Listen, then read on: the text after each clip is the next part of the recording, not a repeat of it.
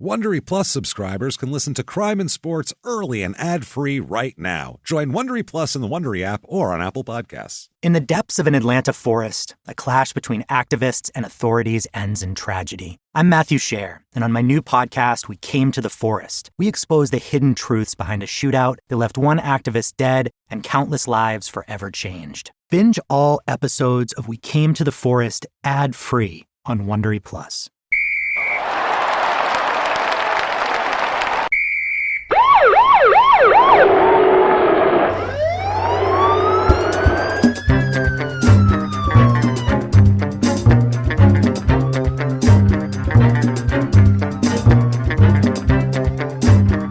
Hello and welcome to Crime and Sports. Yay! Yay indeed, Jimmie. Yay indeed. My name is James Pietragallo. I'm here with my co-host. I am Jimmie Whisman. Thank you, folks, so much for joining us. We're jacked today. Yeah. We're excited. We have a wild episode for you. Great. We're not even going to do the up top stuff. No. Leave reviews. Patreon.com/Crime and Sports. Shut up and give me murder. Get your tickets. Blah, blah, blah. Let's get right into it. Great. What do you say today? Good. Boom, let's do this. Okay, we have a wild thing. We never did this before. This is a couple. No.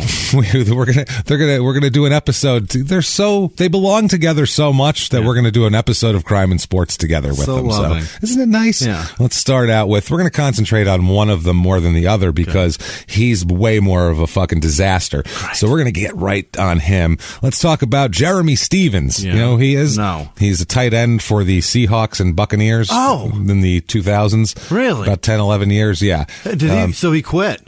He's retired now. Right. Yeah, he's retired now. But he played in the Super Bowl and all that shit. Awesome. He was their starting receiver for a long time Super here. Bowl for the Seahawks. Yeah, right. yeah. So let's get into it. Jerramy Ryan Stevens. Okay. And he spells his name like an asshole too. Oh, no. Not really his PH? fault, I guess. No, God, no, not the last name. Jerramy is Jerramy. That's not Jerramy. Which I rarely see that spelling. It's a very rare. Like if you put it into something, it always autocorrects it. I'm like, God damn it! I can't tell you how the number of times I fought autocorrect during this episode looking shit up.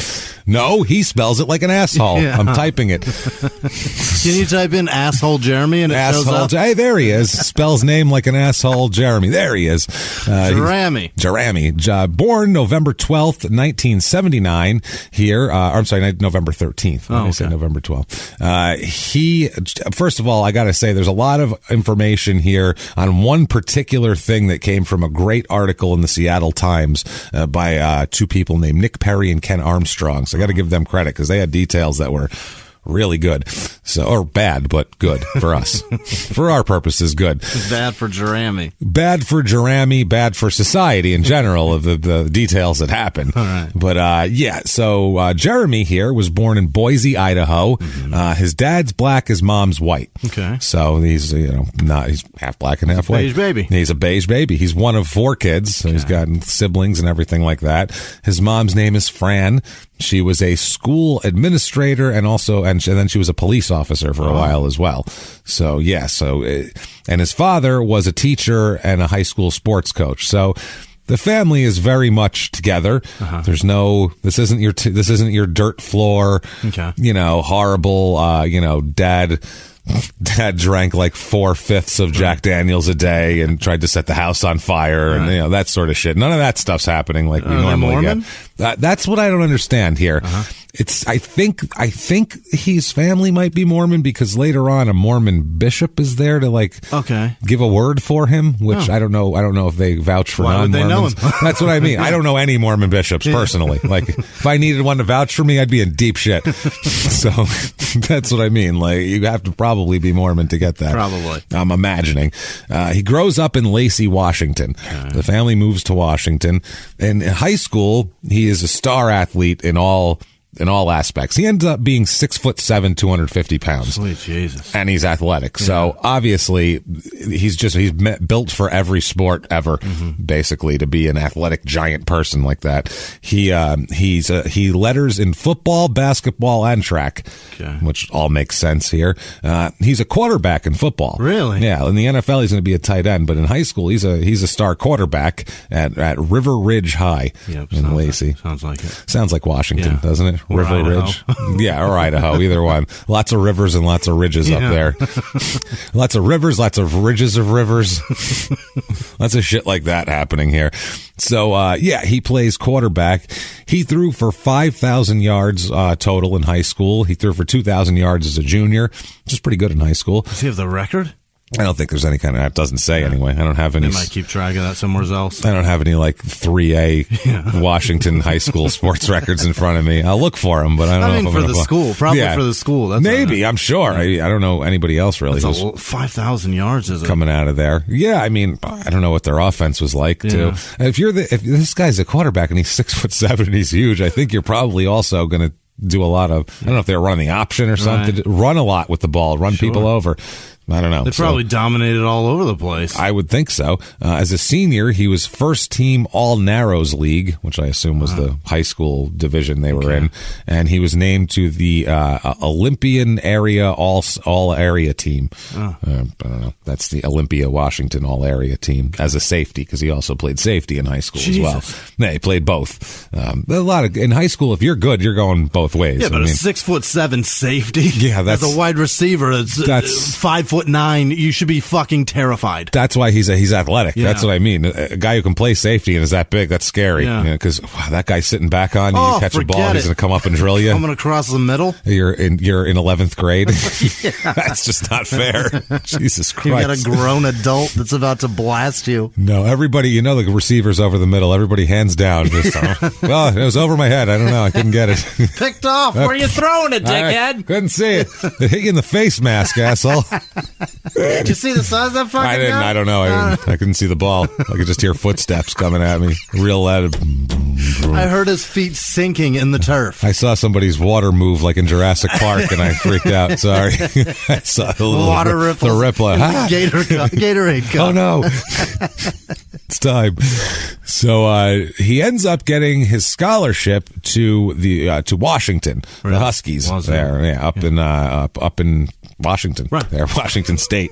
State was the word I was looking for. That I can't come up with state. Really.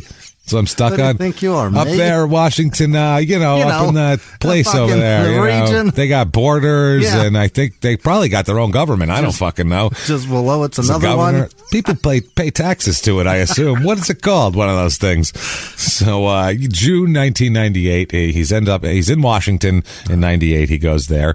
June 1998. Let's get right into the crime here. Yeah. We are 7 minutes into this episode. He's 19 years old. We're already. Oh yeah, he's 18. I think we're already getting into it now. He just turned. Maybe not. He's not 19 quite yet. He's 18 here. He's arrested here. There's a prearranged fight. It's a rumble. Yeah. We're talking. Meet me here. I'll be there. Yeah, it's a prearranged rumble. Somebody agreed to be somewhere where he was going to be. Groups of people apparently. Oh my God. Groups of high school kids. Were converging to have a rumble, which, I mean, that happens. This group doesn't like that group. They're going to get together. They're going to fight here. It's spring of 98. So this was right at the end of his senior year of high school. This is while he had his scholarship, in the works and all that sort of thing. Apparently there was a prearranged fight in the park. He and his friend apparently beat the shit out of a few people. Specifically a man named James Hoover, who was a child at the time, 17 years old, who was hitting the head with a baseball bat. Oh, sweet Christ.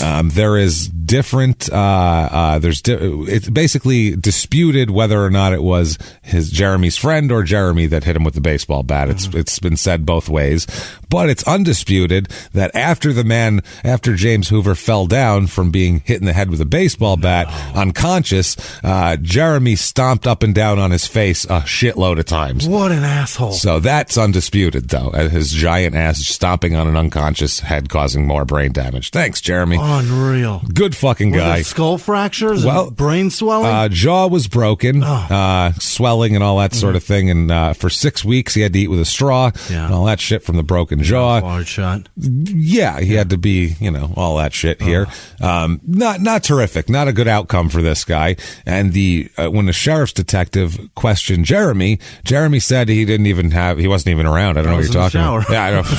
Fight? What fight? I don't know what you're talking about. It was a Bible study. Yeah. I was reading scripture. Unbelievable. I'm Mormon, I think. I'm not sure. Yeah, believe me, call a sure. bishop. There's a bishop that'll vouch for me, but I'm not positive if I'm Mormon. James, Jimmie, am I Mormon? They don't know either. So not sure. I checked with them, and they usually know this sort of thing, but I don't know. So yeah, he said, I'm not involved at all. And then that went a day. Yeah. And the next day they came back with, I don't know, like 50 people saw you there. So everyone saw you doing it. So then he said, okay, I was there and I stomped on the guy's head. Right. We know because there's a size 14 print on the side of his fucking face. Not many people have that. Right. What you're doing here. The logo of K-Swiss is bigger than everybody else's shoe. It's right on his forehead. Right on the forehead. So they asked him, why'd you lie? Asshole. And he said, quote, I knew I had done something wrong and I didn't want to get in trouble for it. Well, yeah. We knew that was the reason. We just needed you to say that shit out loud. That's if you ask a 6-year-old why they lied, they'd say, I didn't want to get in trouble. Because I didn't want you to be mad at me and get in trouble. That would be their explanation for it. It's the same explanation. I didn't want to get in trouble for it. So clearly the maturity isn't his top thing. He hasn't thought about, assaulting someone horribly is an adult thing, an adult crime. No, he's still like, I don't know. I'm sorry I took the cookies. I don't know. I don't know. I don't know. That's the most frustrating fucking 3 words on earth from a child. Not to give Bill Cosby credit, but that bit he has about the, I don't know, is fucking genius. It really is. And then, as a parent, it's coming anytime you go, why? Just leave off the part where after he leaves there, he goes and drugs and rapes young women. Just leave that part off, and it's still a charming bit. He got a paycheck, and he left and bought Spanish plywood. Yeah, that's all. You know what? If you think Bill Cosby's funny, what he did shouldn't bother that. Same thing with Michael Jackson. Yeah. People want to ban what the fuck does Billie Jean have to do with this kid's staring at some kid's butthole? Nothing. They're separate entities. Am I wrong? They're separate things. Except for the part he's saying that he was going to make a change, and he sure in the fuck didn't. He didn't make a change. Oh, boy. He should have. He should have been looking at the butthole in the mirror instead of trying to make a change to make that satisfy him, and it just doesn't work. Musicians are entirely different. It's just specific things. It's case by case, I think. Because R. Kelly's a fucking monster, and every song he sang was about him being a monster. Lots of musicians are monsters. I don't know. Yeah. It's one of those things. We separate the work from. It's not like we have to look at them. Yeah, you got a point. You know, you can just hear a song. R. Kelly's lyrics are just a manifesto of I'm gonna fuck kids. No, it's true. I'm gonna fuck a young girl tonight. Gonna put it right in her mouth really tight. Gonna give her. That's the whole song every time. Yeah, you're right. It's the Dave Chappelle. Right. I want to pee on you. Literally, every he's like, fuck it. I'll just. That's what it is. No, it's true. They won't even believe what I'm gonna put all this shit in there. Nobody's gonna believe it. That's what he did. Yeah, it's different for if it's an actor and then you have to look at the actor on stage on screen. You're like, look at this fucking idiot. Hey, look, I know what you did, asshole. It's hard to you watch Ferris Bueller. It's hard to laugh at Jeffrey Jones knowing he's a pedophile. Right. You know, that guy did bad things, and he looks like he did bad things. And he's the dean of a school. And he's the principal. That's gross. So it's really gross. And when he talks to Sloane, you're like, ooh, don't talk to her like that. You know what I mean? But he hates Ferris. He doesn't want to fuck Ferris, but I feel like he really has it in for Sloane. He'd like fuck Cameron. He'd like to get rid of Ferris so that he can fuck his girl. So he could fuck his girlfriend, but he only wishes it was 3 years ago. That's the only difference. If only it was 3 years ago. He's a bit old now. So sexy. Whereas music's different. Music, just my opinion, when you like a song and shit like that, music belongs to you. Right. Music belongs to whatever moment that is in your head. Because if you hear a song, it always brings you to whatever time, place. You've got a memory of that song. Yeah, it's not necessarily his memory. That's what I mean. It has nothing to do. You don't even know what the song's about. Right. 10 of your favorite songs, what is it about? You're probably wrong on 9 of them. You have no fucking idea what songs are about. Because most of them aren't about anything. Right. They just sit down and take a shit on the toilet for 4 minutes, write some shit on a napkin, and then make money off it for 40 years. Fucking musicians. That's true. As a comedian, I'm a little bitter. If one person sees your joke on a screen one time, gone! Yeah, it's over. Can't perform it ever again. Don't you dare. You get a song, you can perform it when you're 75 from a fucking wheelchair, and people will still give you money for it. Matter of fact, if they don't, they'll try to tip that wheelchair over in punishment. God, how dare you not play that? as Jay Giles gets tipped over his chair. You know what I mean? Like, you make royalties forever. Yeah. It's fucking ridiculous. If the Stones don't play Start Me Up in a show, they will fucking riot. Yeah. Comedy, not only is it gone and not worth a goddamn thing, but then someone else could just take it and use it and you can't even fucking do anything about it. That's the other thing. In music, that's more similar than 30%. Hear that beat? I want $12 million. Bing, bing, bing. Right. People tell exact fucking jokes of other people. Fine. No, hey, no great minds, man. That's what they'll say. Man, great minds. Think alike, you know what I mean? That's what happens. Oh, that's what happens in music, too. Thank you. Yeah. I guess fucking Alan Thicke's kid thought just like fucking Marvin Gaye, I guess. That's all. That's wild. Thought just like him. Great minds. Great minds. Weird, right? Alan Thicke's kid is a great mind. Fucking unreal. That's what I mean. That's how ridiculous it is. Okay, I don't know where the hell we went there. I don't know. Nothing to do with We're this. so far off. I don't even know where. Michael Jackson and his butthole staring. I think the butthole derailed everything. That's the thing. Once you bring up a butthole, everything goes off the rail. Once a butthole's in play, you can't count on anything. So, because he was a child. Right. Yeah, that's right. I didn't want to get in trouble for it. Right. Yeah. So, he's charged with felony assault for this. Of course. Because this was a serious felony assault. This wasn't two kids scrapping. No. This is a violent assault. So, a judge, though, lets him out on bail, but he has to be at home with an electronic monitoring device. Mm-hmm. So they give him a bracelet here. Dead serious. 90-day lockup style, or 90 love after lockup style. Yeah. Fucking on the tether. Here it is, on the tether. I'm on the tether. If I had to listen to that, I'm so glad that they are out of the next season because I can't listen to that fucking guy. Oh, he'll be back. Oh, he drives me nuts. He'll be back. I'm so done with him. He got another lady, too. No, oh my God. Michael gonna bring somebody else into this picture. Oh, yeah. God damn it. And it's a Maria.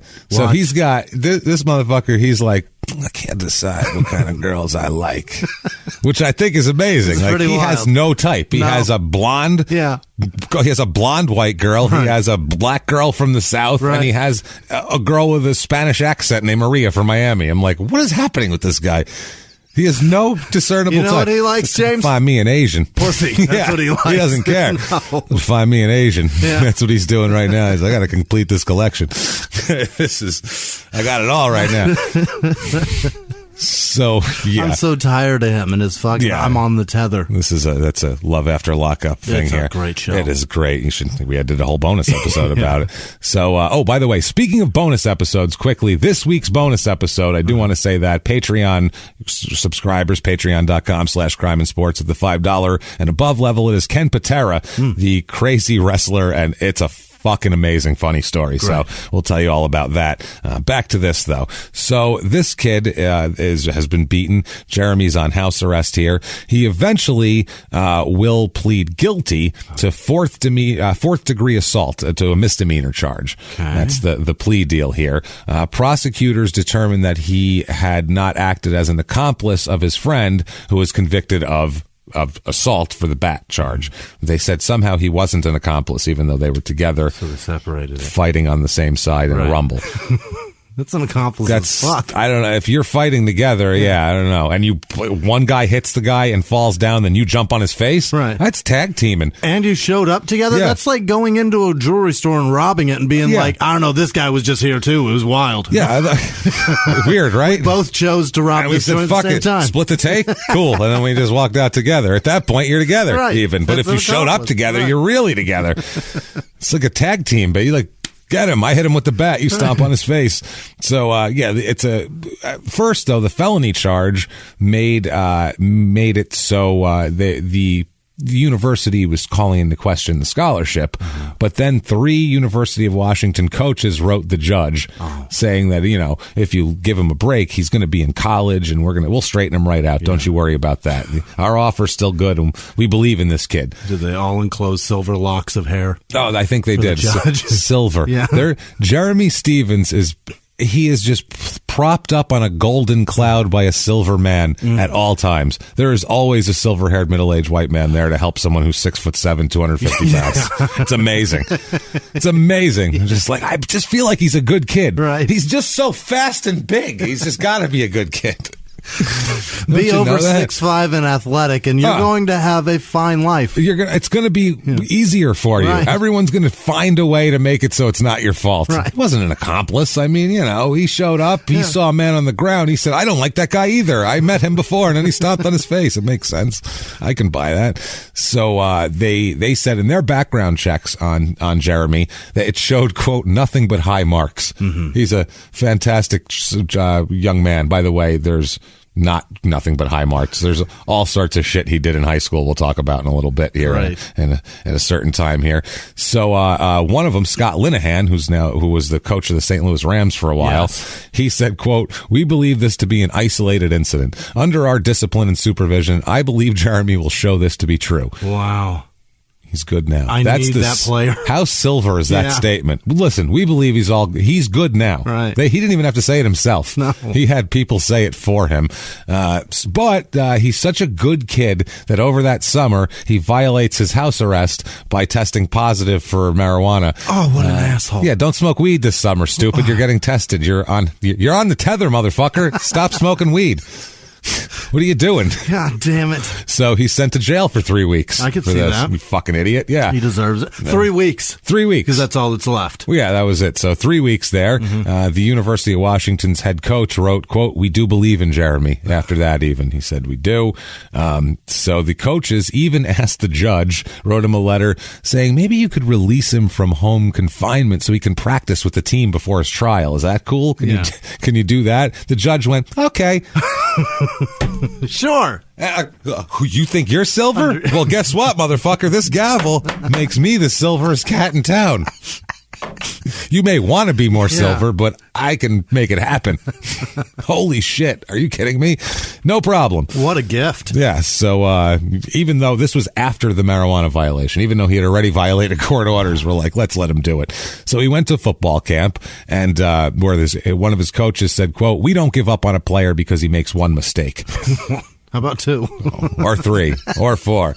Have we mentioned he's really big and fast? Because we don't give up on 6'7", 250-pound people when they could fill in the number. Because any amount of mistakes, pretty much. So but in the report to the judge, also a Thurston County Sheriff's captain wrote that he thought that Stevens may have, quote, a propensity toward violence, and we'll find out a little more about that. Football suited in a little while. Yeah, it fits. Well, in high school, there in this report, because the sheriff knew of all these different reports that apparently the college didn't look too deep into. No. They found nothing but high marks. So, I mean, who cares? Fuck. See, teachers don't usually hold on to arrest records. That's the thing. You gotta find the guys that hold those. Yeah, well, apparently in one of his classes, he got mad at a teacher, and he and another student punched holes in the classroom wall. Which was interesting. It's an odd reaction. No, my school was a shithole. It had all block walls. So good luck with that. It's gonna take a while. My left eyebrow scar is from one of those block walls. Trust me, they don't fucking move because I had a concussion for like 3 days. So he was punching holes in the wall, and the report said, quote, we are told the school learned of the vandalism and quietly permitted payment of the damage. They were like, he didn't even get in trouble for it. He just had his parents paid it back, and it was fine. Spackle it up. Spackle it on up. Yeah, break out the spackle, everybody. So the sheriff's office heard that he had violated school rules on team rules on alcohol and marijuana. Also, he kicked a football teammate in the testicles. Hard enough to send him to the hospital. Wow, that's you gotta kick hard. Yeah, well, maybe he was trying out for a place kicker. You never know. Yeah. Maybe he said, we don't have a ball. Here, watch this. If I can send him to the hospital, I get to start next week, right, Coach? You said kick the ball, Coach. You did not say which one. I got 2 of them. I did. I think better. I think I went above and beyond. Did you one better, Coach? Sorry. Well, don't ever say I'm not a lack of effort guy. I'm an effort guy. That's what it is. I'm a starter, Coach. That's my problem. Yeah. Then one day in a basketball game, he was ejected for being too aggressive, so he physically threatened the referees in the high school basketball game, which you can't do that in high school. You just don't argue with the refs in high school. You just do it. Even though they're... Did he murder several people? Because he is on track. He's doing like Aaron Hernandez things already. Oh, absolutely. There is a definite parallel here to Aaron Hernandez as far as attitude and behavior. And the only difference is, I think, who he's around and his upbringing and shit are way different. Yeah. So that's the difference, I think. If he had any sort of slip in his childhood where, weird stuff would have happened, dad left, like, Aaron Hernandez stuff. Sure. This could have gone way fucking worse. And it's bad, as we'll talk about. It gets... Mom steals his cousin's husband. Yeah. That shit happens. That's crazy. That's what ends up... Yeah, that's going to fuck a kid up a little bit, I would say. So while the assault charge was pending, though, several of his teachers, and also this is when the Mormon bishop comes into play, and a Mormon bishop, like a high-ranking Mormon bishop in the area, all wrote to the prosecutor urging leniency. This guy had every powerful entity possible. Yeah. I mean, prosecutors, this is an elected position. So if you have all of these groups that have power around you, pressuring you, that causes you to fucking not do things the same way. That you'll take a low plea. Not do your job. Well, I mean, if the university is against you, that's not great. And then also on top of that, the Mormon, these are powerful people who can make things difficult for you. So they urge leniency. An English teacher described how Stevens once defended a kid with a speech impediment. Oh, that's nice. And she said, quote, he has a gentle side as well. So did he give him that speech impediment, though? That was the problem. He felt bad. It was after he stomped on his head. Knocked his IQ down about 40 points. Right. Kid couldn't talk right either. Had physical problems. He kicked him in the dick so hard. Speech impediment. Speech impediment. Yeah, but then he just defended him. So he's a nice kid. So, this is like I said, he eventually pled to misdemeanor 4th-degree assault charge. And then he gets to the University of Washington.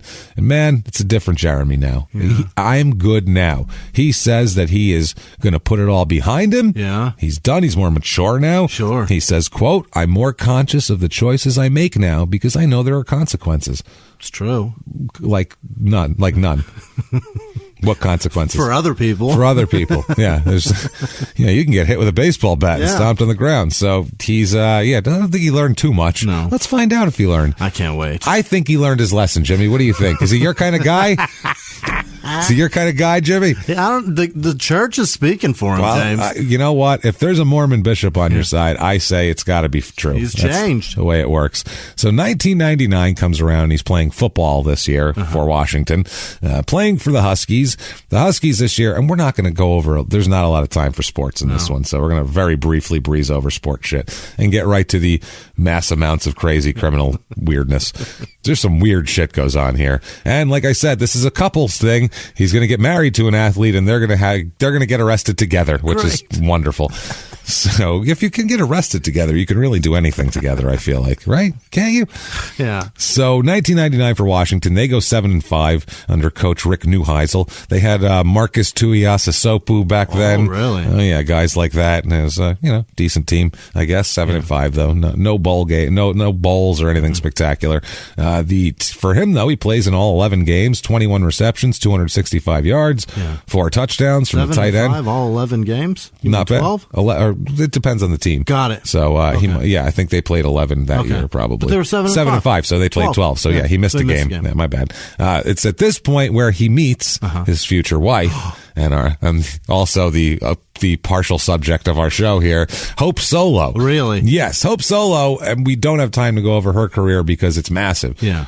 She is so accomplished. She really in is. Everything. Like, we would spend the whole time talking about all the different soccer accomplishments, and she's on Dancing with the Stars and written books, and she has, I don't know, she endorses like 100 products, like mainstream, big-time products. And you can name maybe 12 female soccer players in history. As a normal person. I'm sure that there's huge fans of female soccer. That 3 probably. Yeah, I got her. I got Hope Solo. That's it. Is that one? And then there's that blond, blonde mouthy one. Yeah.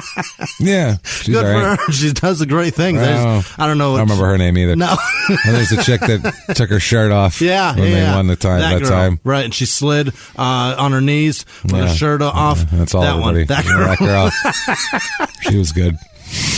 Sorry, female soccer. It's not your fault. No, it's not. You guys are doing awesome, and we don't know shit about it. And there's really great ones. Yeah, there are people that pay attention. It's just not us. We're but not the point guys. is, if you're gonna make noise and be a great player, for the mainstream to know your name, you have to be You have to be Hope Solo. You have to be unbelievably accomplished. And you have to be the goalie for like 15 years and on several Olympics and national things and There's all that. probably women that play for I guarantee there are, that have played for like 5 years on that team and are unbelievable. Yeah. And I have no fucking clue who they are. That's the thing. And it's fucked up. And it's annoying. So during this time, she went to the University of Washington, played on the soccer team from 99 to 2003. So this is the same time he's there. They meet at this point, become friends and everything like that. Grace. That's it. I can't call Grace any time after this, and you'll see why in a moment. The man has convictions already. He's already got convictions. The best of his life. But he met Hope Solo. That's pretty good. He met a future famous, woman here. So, okay. So summer of 2000 comes around. Yeah. Oh boy, oh boy, oh boy. He gets arrested for suspicion of rape. Of a young lady who we'll talk about here, not of Hope Solo. Okay. That'd be a huge story. Not that it should be anymore, but if, I don't know, it would be. Saying it should be, but it would be. Right. It would be a bigger story. So, he's arrested for an investigation of sexual assault. He's taken into custody at 7 a.m. by the SWAT team. They come to his house. Oh, shit. And they say that's just because that's a standard warrant serving thing.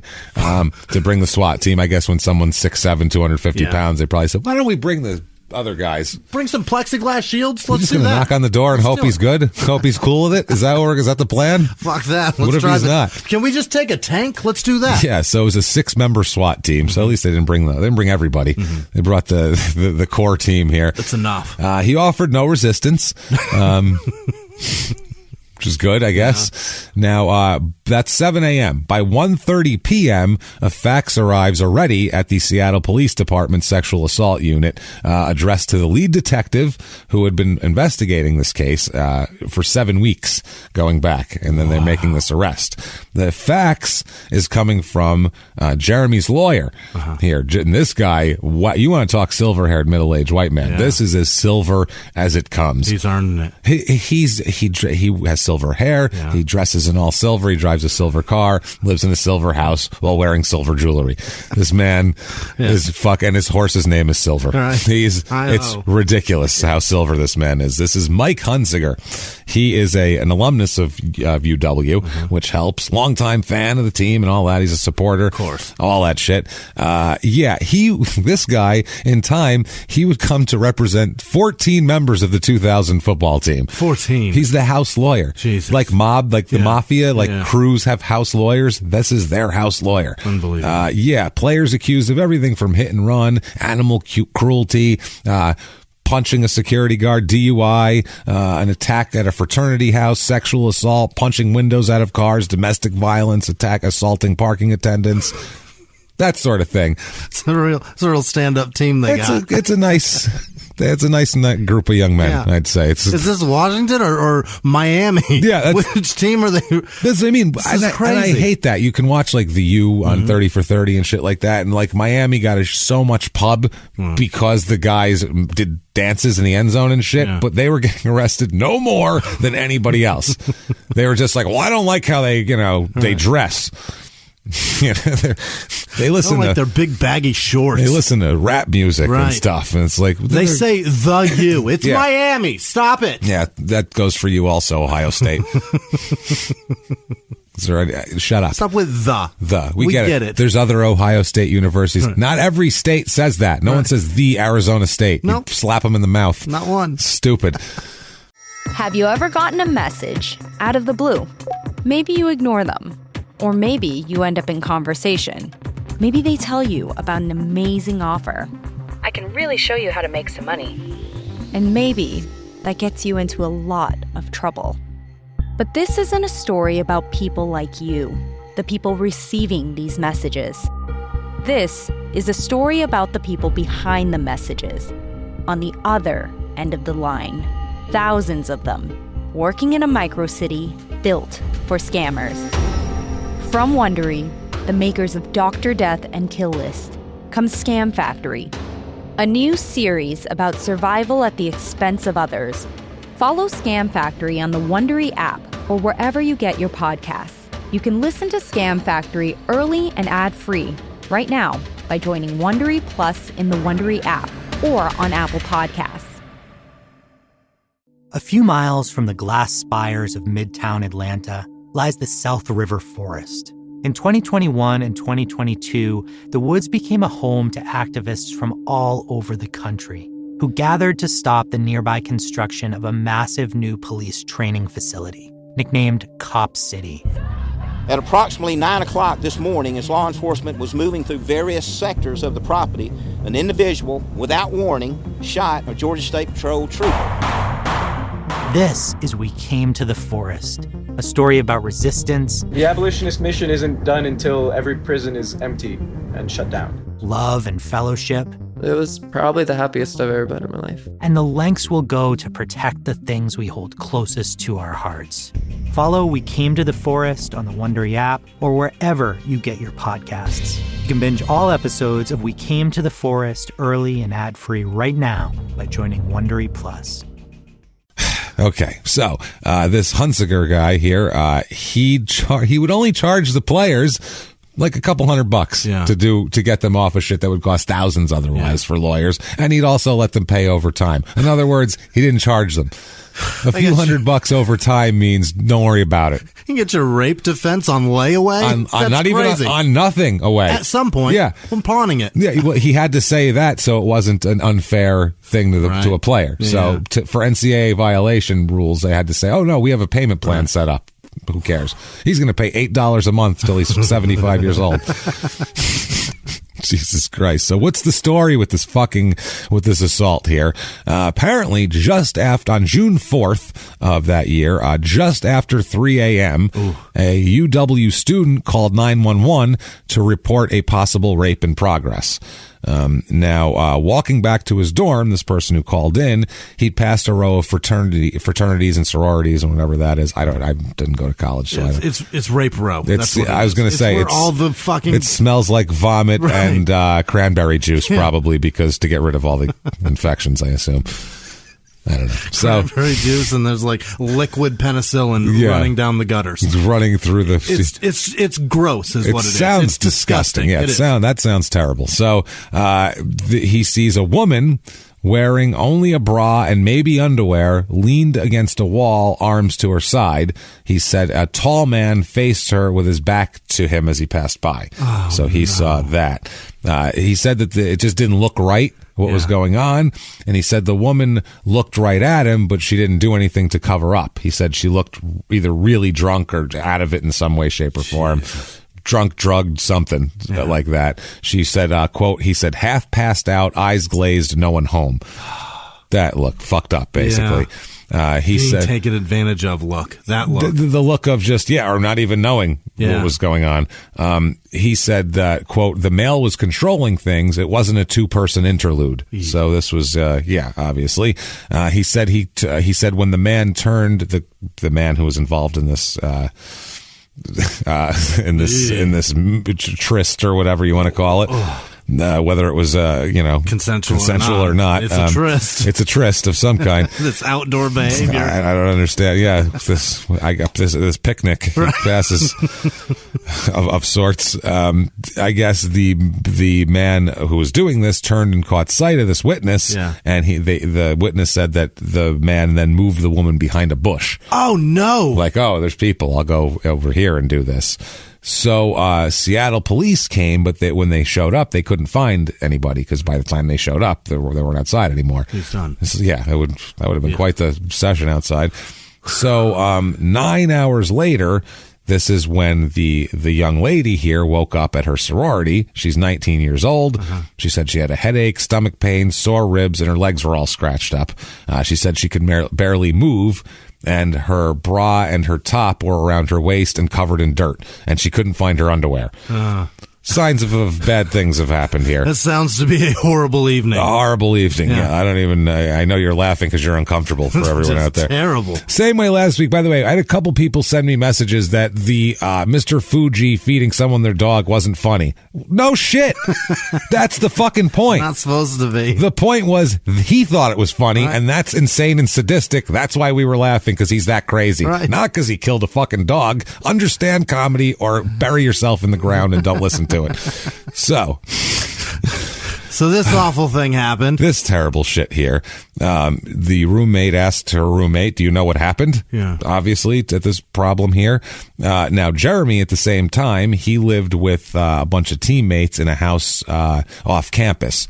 He said that there was witnesses saying that he pulled a pair of women's underwear out of his jeans pocket and told his roommate, look what I got. Hey, look at that. Yeah. That's some underwear.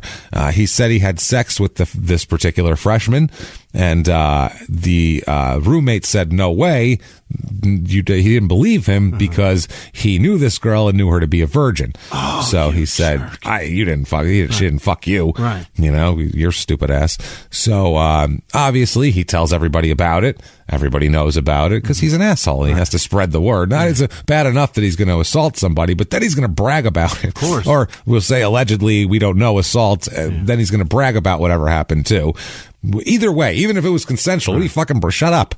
Any sex, be happy you got it and shut up. Any sex at a frat house though does not stay in that frat house. No, you know that's true. It's going to happen. It's going to happen, horrific. But it shouldn't. No. As in terms of general, what do you fucking got to tell people about it for? Why are you so proud of your dick? Come on, Jesus. put your dick away.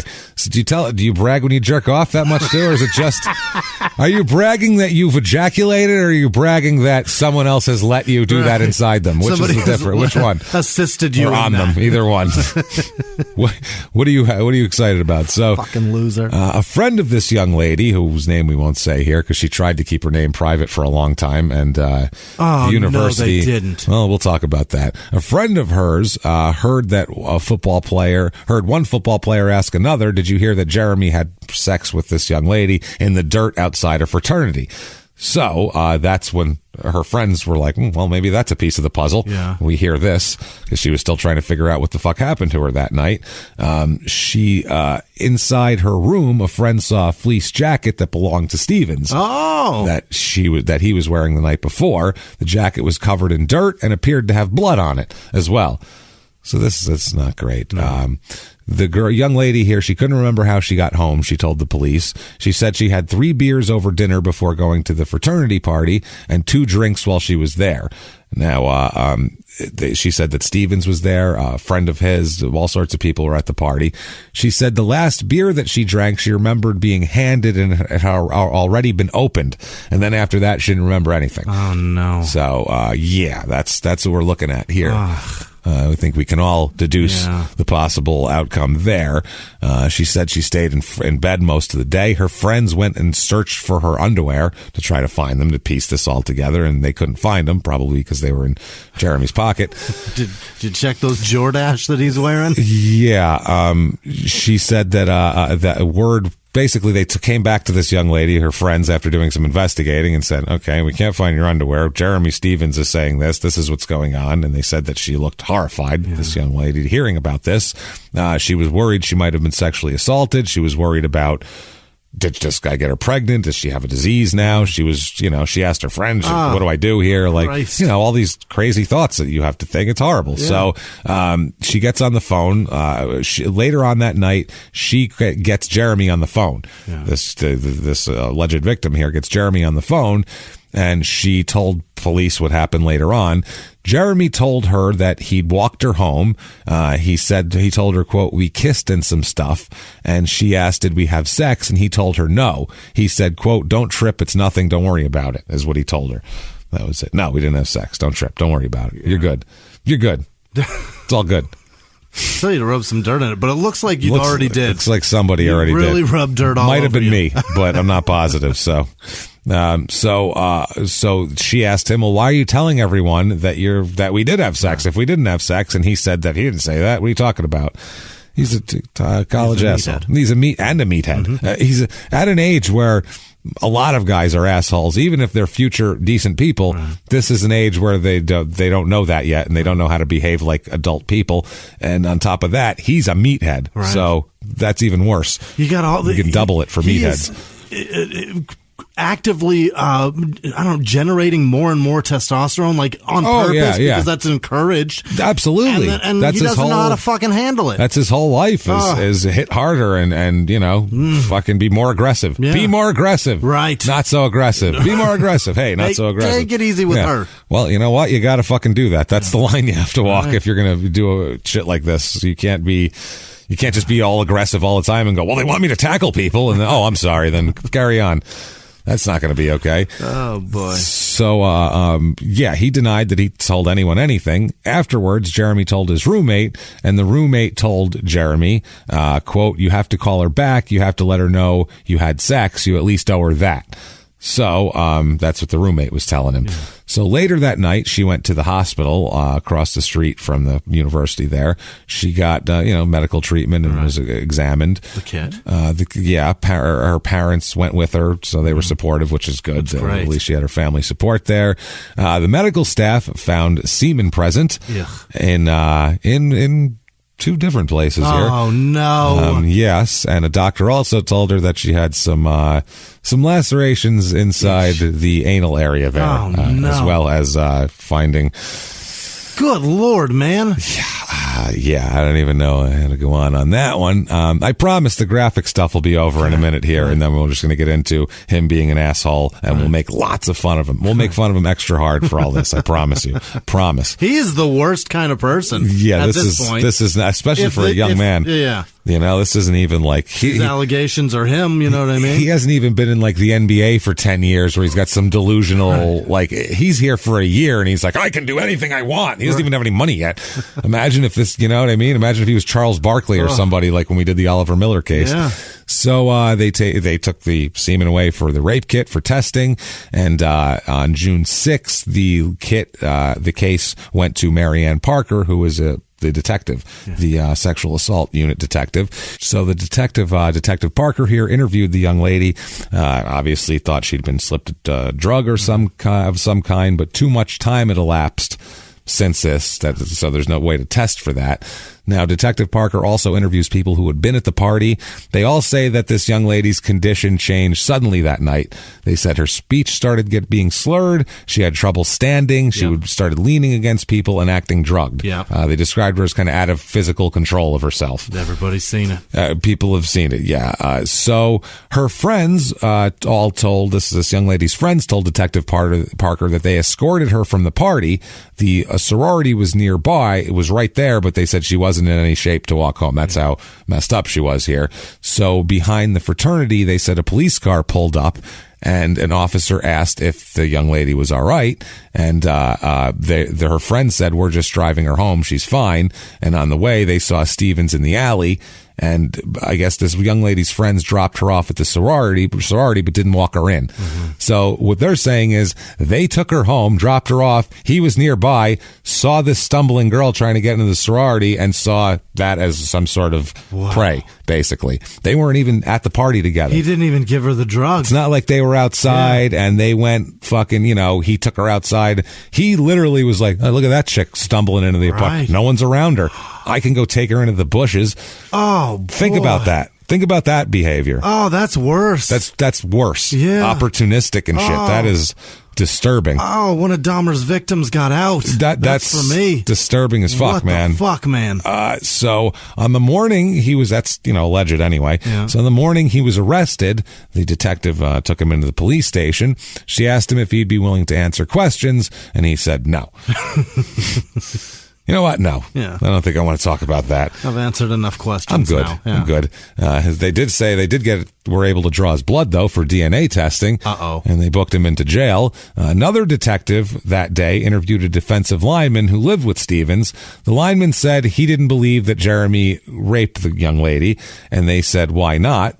Why don't you think that? Yeah. And the defensive player's answer was, quote, well, he's my best friend. I hang out with champions. Okay, first of all, that's it. That's just the first sentence. Okay. Now, why don't you think your friend raped that girl? Not because he was over here while she was over there. Well, he's my best friend. I hang out with champions. Does not explain anything. No. That tells you you're talking to an asshole. Right. And you should just say, get out of my fucking office, you dipshit. Wow. Or if you've got a lot of time and you are looking for a fun afternoon, keep asking questions because he's clearly full of gold. Well, he's got more. Yeah. He's got more material. That's just his opening. Yeah. He's got a tight 5, Jimmie. He then said that Stevens was, quote, the type of guy where usually when he fools around, he ends up having sex because he's a charming guy and, quote, chicks dig him. That's disgusting. That's what he said. I mean, usually when he starts fucking around, they'll usually end up fucking him because he's a charming dude. He's a champion. I hang out with champions. What a weird thing to say. He's my best friend. I hang out with champions. You know, he usually gets laid the most because he's a charming guy. Does this guy want to fuck Jerramy Stevens? He wants to fuck Jerramy Stevens. I want to know who this guy is. Yeah. And I want to know right now what part of Fire Island he lives on and what his husband's name is, because he's clearly a gay man who's trying to hide it, which there's nothing wrong with that. He should just come out and tell Jerramy he's in love with him, and maybe they would have... Tell him your feelings, man. Maybe he could have saved us all a lot of heartache and pain here. Aaron Hernandez allegedly blew a quarterback. Yeah, maybe that's you fine. could too. I don't care. That's right. Or at least the tight end. Yeah. So, he ends up spending the night in jail, Jerramy. The next day, he has a bail hearing. 15 of his teammates show up in support of him at the bail hearing. Yeah. Wow. Think about that. He even got bench players to come out. Oh, yeah. He got the whole starting team. He got the whole start, but maybe the kicker. Yeah. The special teams guys, you can corral them into doing anything, you know? You want to be part of the team, motherfucker? We're going to give you so many fucking swirlies later unless you get over that. Kick returner in here. So the prosecutor said they needed more time to review the evidence, and they end up releasing Stevens without current charges and leaving it on the docket because they're building a case here. The Stevens teammates cheered at that point, obviously, which is classy.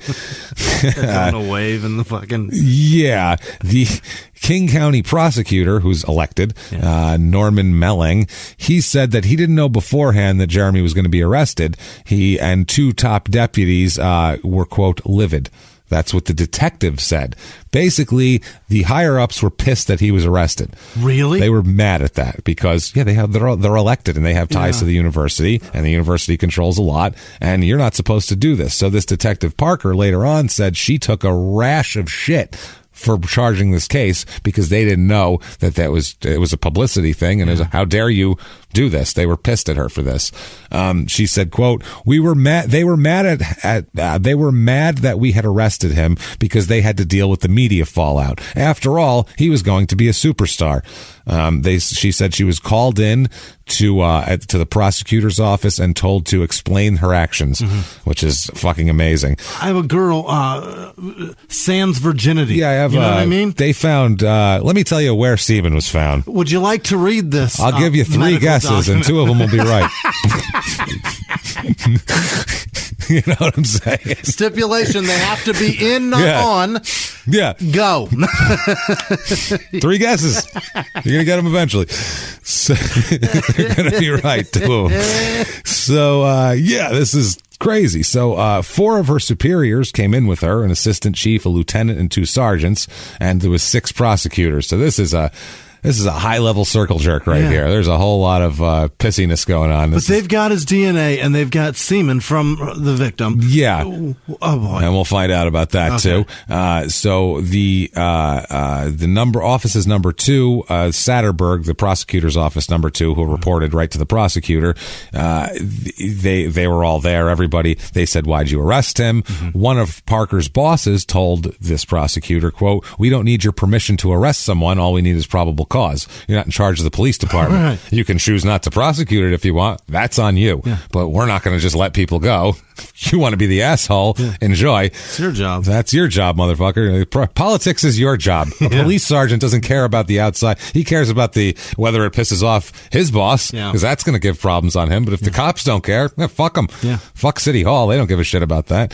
So the investigation goes on here. It continues on for a couple months. He's still free without charges here. Wow, this is fucked up, man. Yeah, she, it becomes very public, by the way. Good. A blood sample was taken from him, like we said. By the way, that's a match. Yeah. It's definitely him. He definitely, whether it was consensual or not. He got his semen inside her. His semen was inside of her. Wow. I'm just going to go out. Okay, this is going to sound crass, but I'm going to go out on a limb here and just say, first time a chick, let's say it was consensual. Yeah. Let's just say it was consensual. Let's assume. How many, I mean... How many times are they letting you go back there? There you go. 0. How many times, 0. Ladies, how Right. many times during your first time were you like, well, this is okay, put it in my ass? While we're really sullying me. Fuck it. How often has that happened? That is an order and me being carefree. Fuck it. How often has that happened? That's never happened. It's not happened often, probably. We can especially from a girl who goes all the way to college while still being a virgin. Yeah. You know what I mean? Right. Like she's obviously...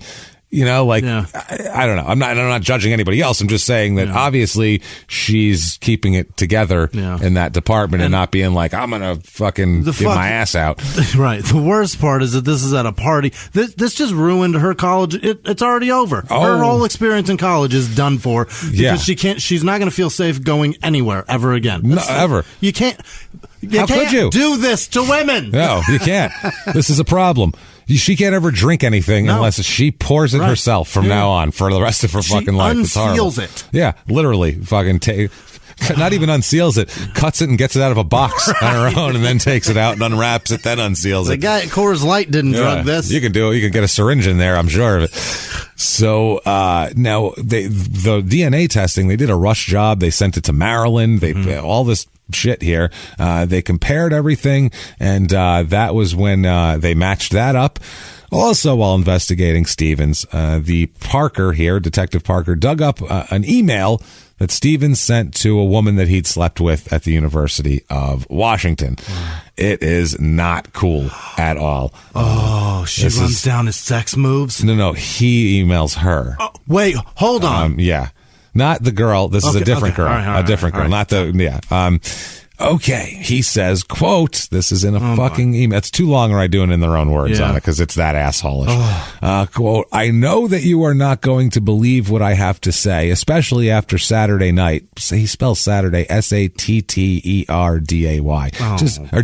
Just because you spell your name like an asshole doesn't mean that we spell everything else like assholes. He spelled it like as if it were like is his name. Matterday. Yeah. Latter or day. Jerramy with 2 R's. You know what it is? It's he his own spelled it syntax. Like Latter Day, James. Latter Day, Saturday, Latter-day Saints. Saints. Yeah, and maybe that's why Jerramy has 2 R's too. Maybe so. Especially after Saturday night. But when I got your email today, I laughed at first, but then it started to sink in and my heart started to break as I read over your words. I realize that I have messed up and I want to talk to you about being with you and how I can make it up to you. This is not a joke. I want to have you in my arms and know you are mine and that nothing I have done or a friend has said could ever change the way I feel about you. When I think back to the night I spent with you by ourselves, I wish I would have done one thing, and that is I wish I would have, and then... Oh, boy. And then he goes, they don't give the thing here, but he talks about fucking her in the ass. Oh, my God. Very explicitly. And then he closes with, because the whole part was a fucking setup, because then the last line is, quote, you whore, don't ever utter my name again. What? So this was just a setup a nasty, to do the blah, letter. blah, blah, blah, blah. Tell her I should have violently fucked you in the ass, you whore, don't ever utter my name again. Unbelievable.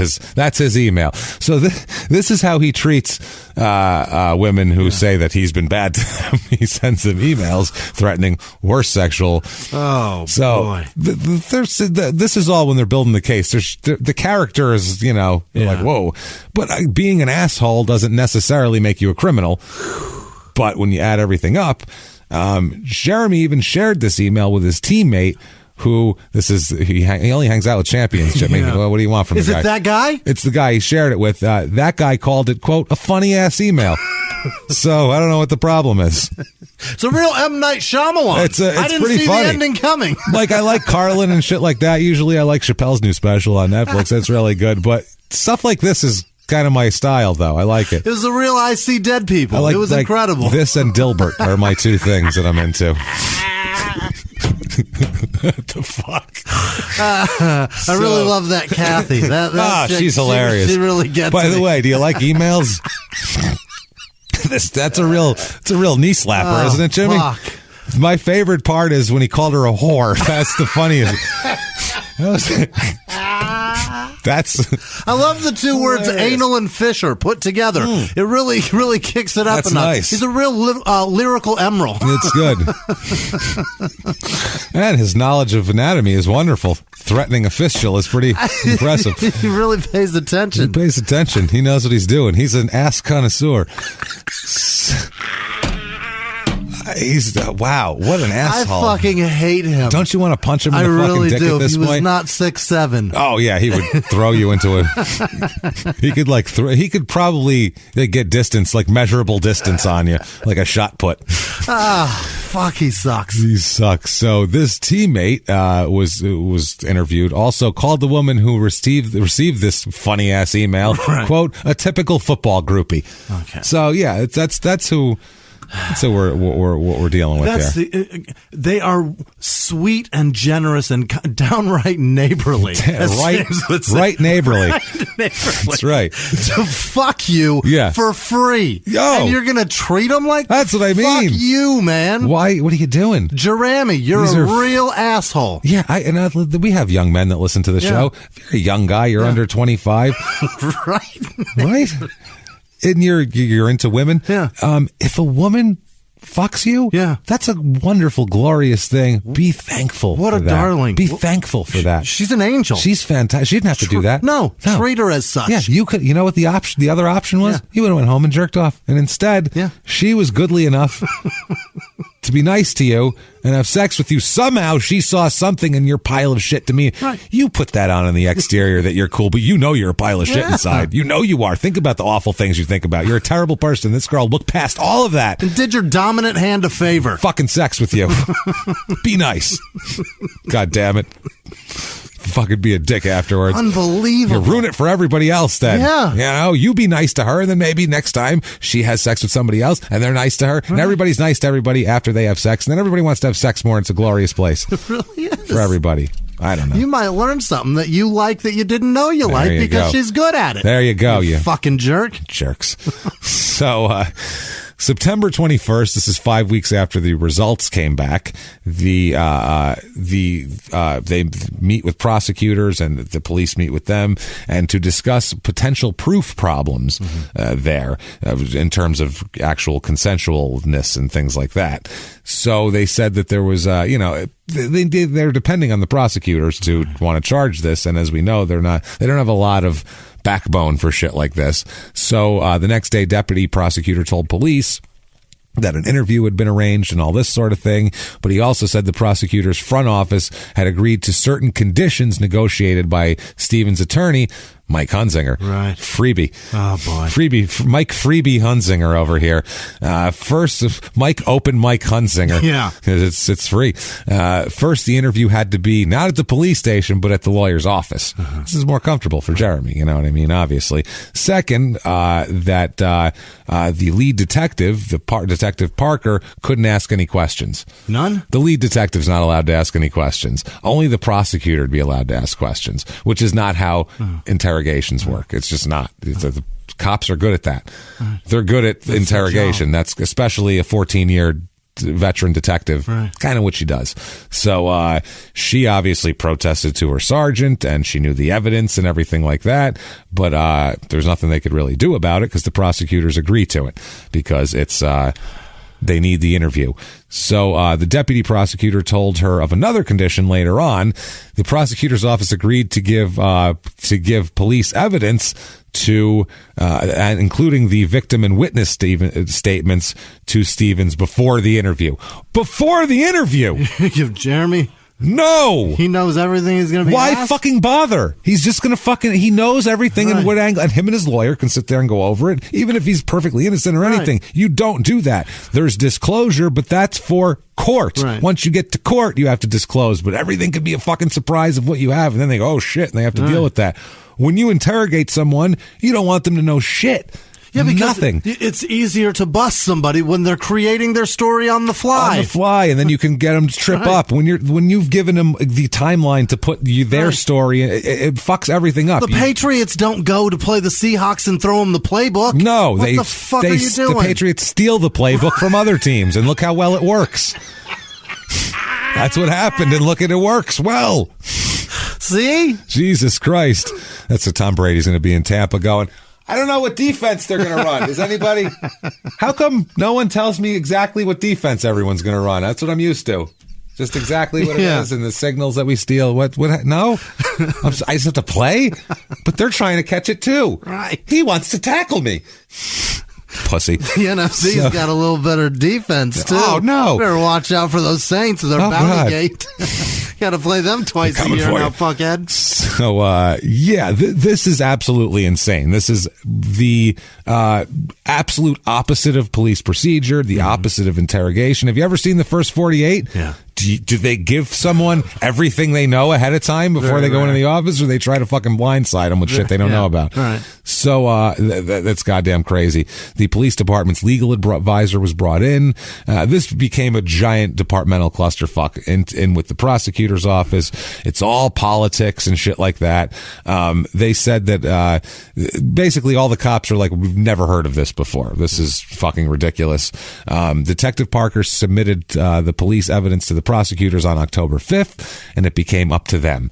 And they're going to sit on it for a minute. The prosecutors, it's all up to the prosecutors. While this is going on October 19th of that year, late at night, a guy named Donald Preston is coming home to Olympia. He had just visited his son, who was being treated for cancer in a children's hospital in Seattle. Oh, my God. He's late night, coming home. Exhausted. All day long. He was with his son, who has cancer, and going home. Sat through chemo today. Sad, probably. Exhausted, ruined. Oh, by the way, pouring rain. Yeah. Also, just to make it even better, make it more depressive. He drives south on I-5. He's in the carpool lane. Got his 10-year-old daughter next to him also. So, Family cry fest. Yeah, that's it. Right. So ahead of him, he sees an accident blocking traffic here, and as he's slowing down to, because it's raining and there's an accident, a red Toyota pickup truck tries to get around him from the back because it was coming very fast, and instead sideswipes this poor man's Dodge Daytona, smashing the whole driver's side of his car in. As if the day couldn't get worse. Right. Now let's stand outside in the pouring fucking rain in the middle of the night with my 10-year-old waiting for, police reports and shit. He said that the pickup truck's driver was, quote, driving like a maniac. And witnesses said that the pickup truck was using the HOV lane as a passing lane, basically. Now, the pickup truck's driver, it's Jerramy Stevens, of course. Of course. Right. Come on. Just on his way home from a panty raid. What's going on in there, huh? Who wants to crack a beer? Hold on, I'll get it. Suck this one down. There you go. He gets out. Yeah. He leans against his truck. And the witnesses said that he leaned against the truck and said, "Is everybody okay?" Then he climbed back in his truck and drove away. Hit and run? Didn't offer his name, phone number, insurance. He literally got out. Everybody cool? All right. Take off. I gotta go. Bye. Yeah. Wow. Nothing. Now, meanwhile, Preston, he didn't hear him say, "Are you okay?" Because he was still stuck in his car because the fucking door was stuck from being smashed in. He had to kick his way out of the car. He had to kick his door open to get out. His daughter was inside. Luckily, it wasn't her side that was hit. His daughter, though, at 10, was sharp enough to memorize the license plate of the pickup truck, which no one else did, which is fucking awesome. She's the only one? She's the only one. She got it. So state trooper arrived, took down the report, and so they had to figure out who the hell was driving this because they knew the truck at that point. They end up finding him, obviously. He is cited for reckless driving and hit and run.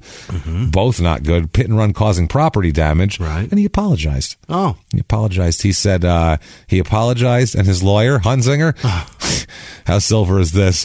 He said that he said the apology, what he called the, quote, statement, was not an admission of guilt. It's an acknowledgement of responsibility. What's the difference? Legally, I think. He literally was parsing legalities. So, I mean, if you're not responsible, you're not guilty. If you're responsible, you're probably... You're fine. So he's still in college. Yeah. He hasn't made a fucking dime on the table yet. We're an hour into this fucking thing. He just can't get out of college. He keeps getting arrested. October 2000, King County prosecutors decide no charges for Jerramy on the sexual assault. None. We're the lack of evidence. We're good. Oh, they can't prove prove the non-consensual part. Then what they said, they said that this is insane, man. Prosecutor told a news conference that the young lady who filed the complaint was drunk and unable to recall the events of the evening. And either way, she was that drunk that you were saying she's that drunk and he had his semen in her. Then aren't you not supposed to have sex with chicks who are completely fucking like out of it? Beyond fucking drunk? Well, and aren't you supposed to not do that? I think it depends on how short their skirt is. I think that's something you're right. Oh, because you're right. Because if it's short enough, then clearly they want unnecessary anal sex. She's obviously, clearly inviting. Jesus Christ! Oh. See, I forget these things, Jimmie. I don't know what I'm thinking. You gotta look at the legalities, James. None of this is true. This is terrible. She said that the prosecutor said that the witnesses couldn't corroborate her claim that she was raped because, he took her outside. Prosecutor also said this. Whoa. Wow. This is 20 years ago. If you said this, this is the prosecutor. Not the detective. Yeah. This is Malang, who was the, season ticket holder. And elected is the word I'm looking for, official. He said, and this would get you out of office immediately now, rightfully so, quote, "I think what this case demonstrates is what we've always known. Excessive drinking can lead to poor choices." Unbelievable. Whoa, that is crazy. As a man, maybe he's he's was talking drunk about too. Yeah. Wow. Excessive drinking causes you to rape? Is that what he's trying to say? Because you certainly can't say he's saying was so out of it. Yeah, he's saying that, she shouldn't have got so drunk and fucked someone she didn't want to fuck. That's what the prosecutor said, basically. Yeah. That's exactly what he said. Wow. Stevens said here, he says, quote, "I'm relieved that this matter has been resolved and I can continue to focus on being a student at Washington and a member of the football team." Unbelievable. That's it. He said it's been, the coach Rick Neuheisel said it's been a difficult time for everyone involved. I'm glad this has been resolved. My general feeling is one of relief. Well, resolved or dismissed? Just you. This is two different things, sir. I don't know about resolved. Jesus Christ, man. I don't even know what to say about this. Stevens thanks his teammates for his support and everything like that. The police department here, one of the members said, quote, I thought he should have been charged. I think most people in the police department thought he should have been charged. From the police perspective, I think there was overwhelming evidence that a crime had occurred, and I think I think that we should have left it to a jury to decide. Fair. I think we just felt in our unit and in the police department as a whole that this case was handled differently, and we felt it was handled that way because he was a University of Washington football star. Mm-hmm. Exactly. Yeah. That's the whole fucking point here. Larson, who was the detective there, one of the detectives, he said, that's the prosecutor's office guy. Larson, he's the head of the county prosecutor's criminal division. He thinks the prosecutors made the right call. I think we did the right thing. Yeah. He said, we have no doubt she was pretty drunk that night. Real drunk. Can we stop saying that? He said, but proving helplessness was too hard to do.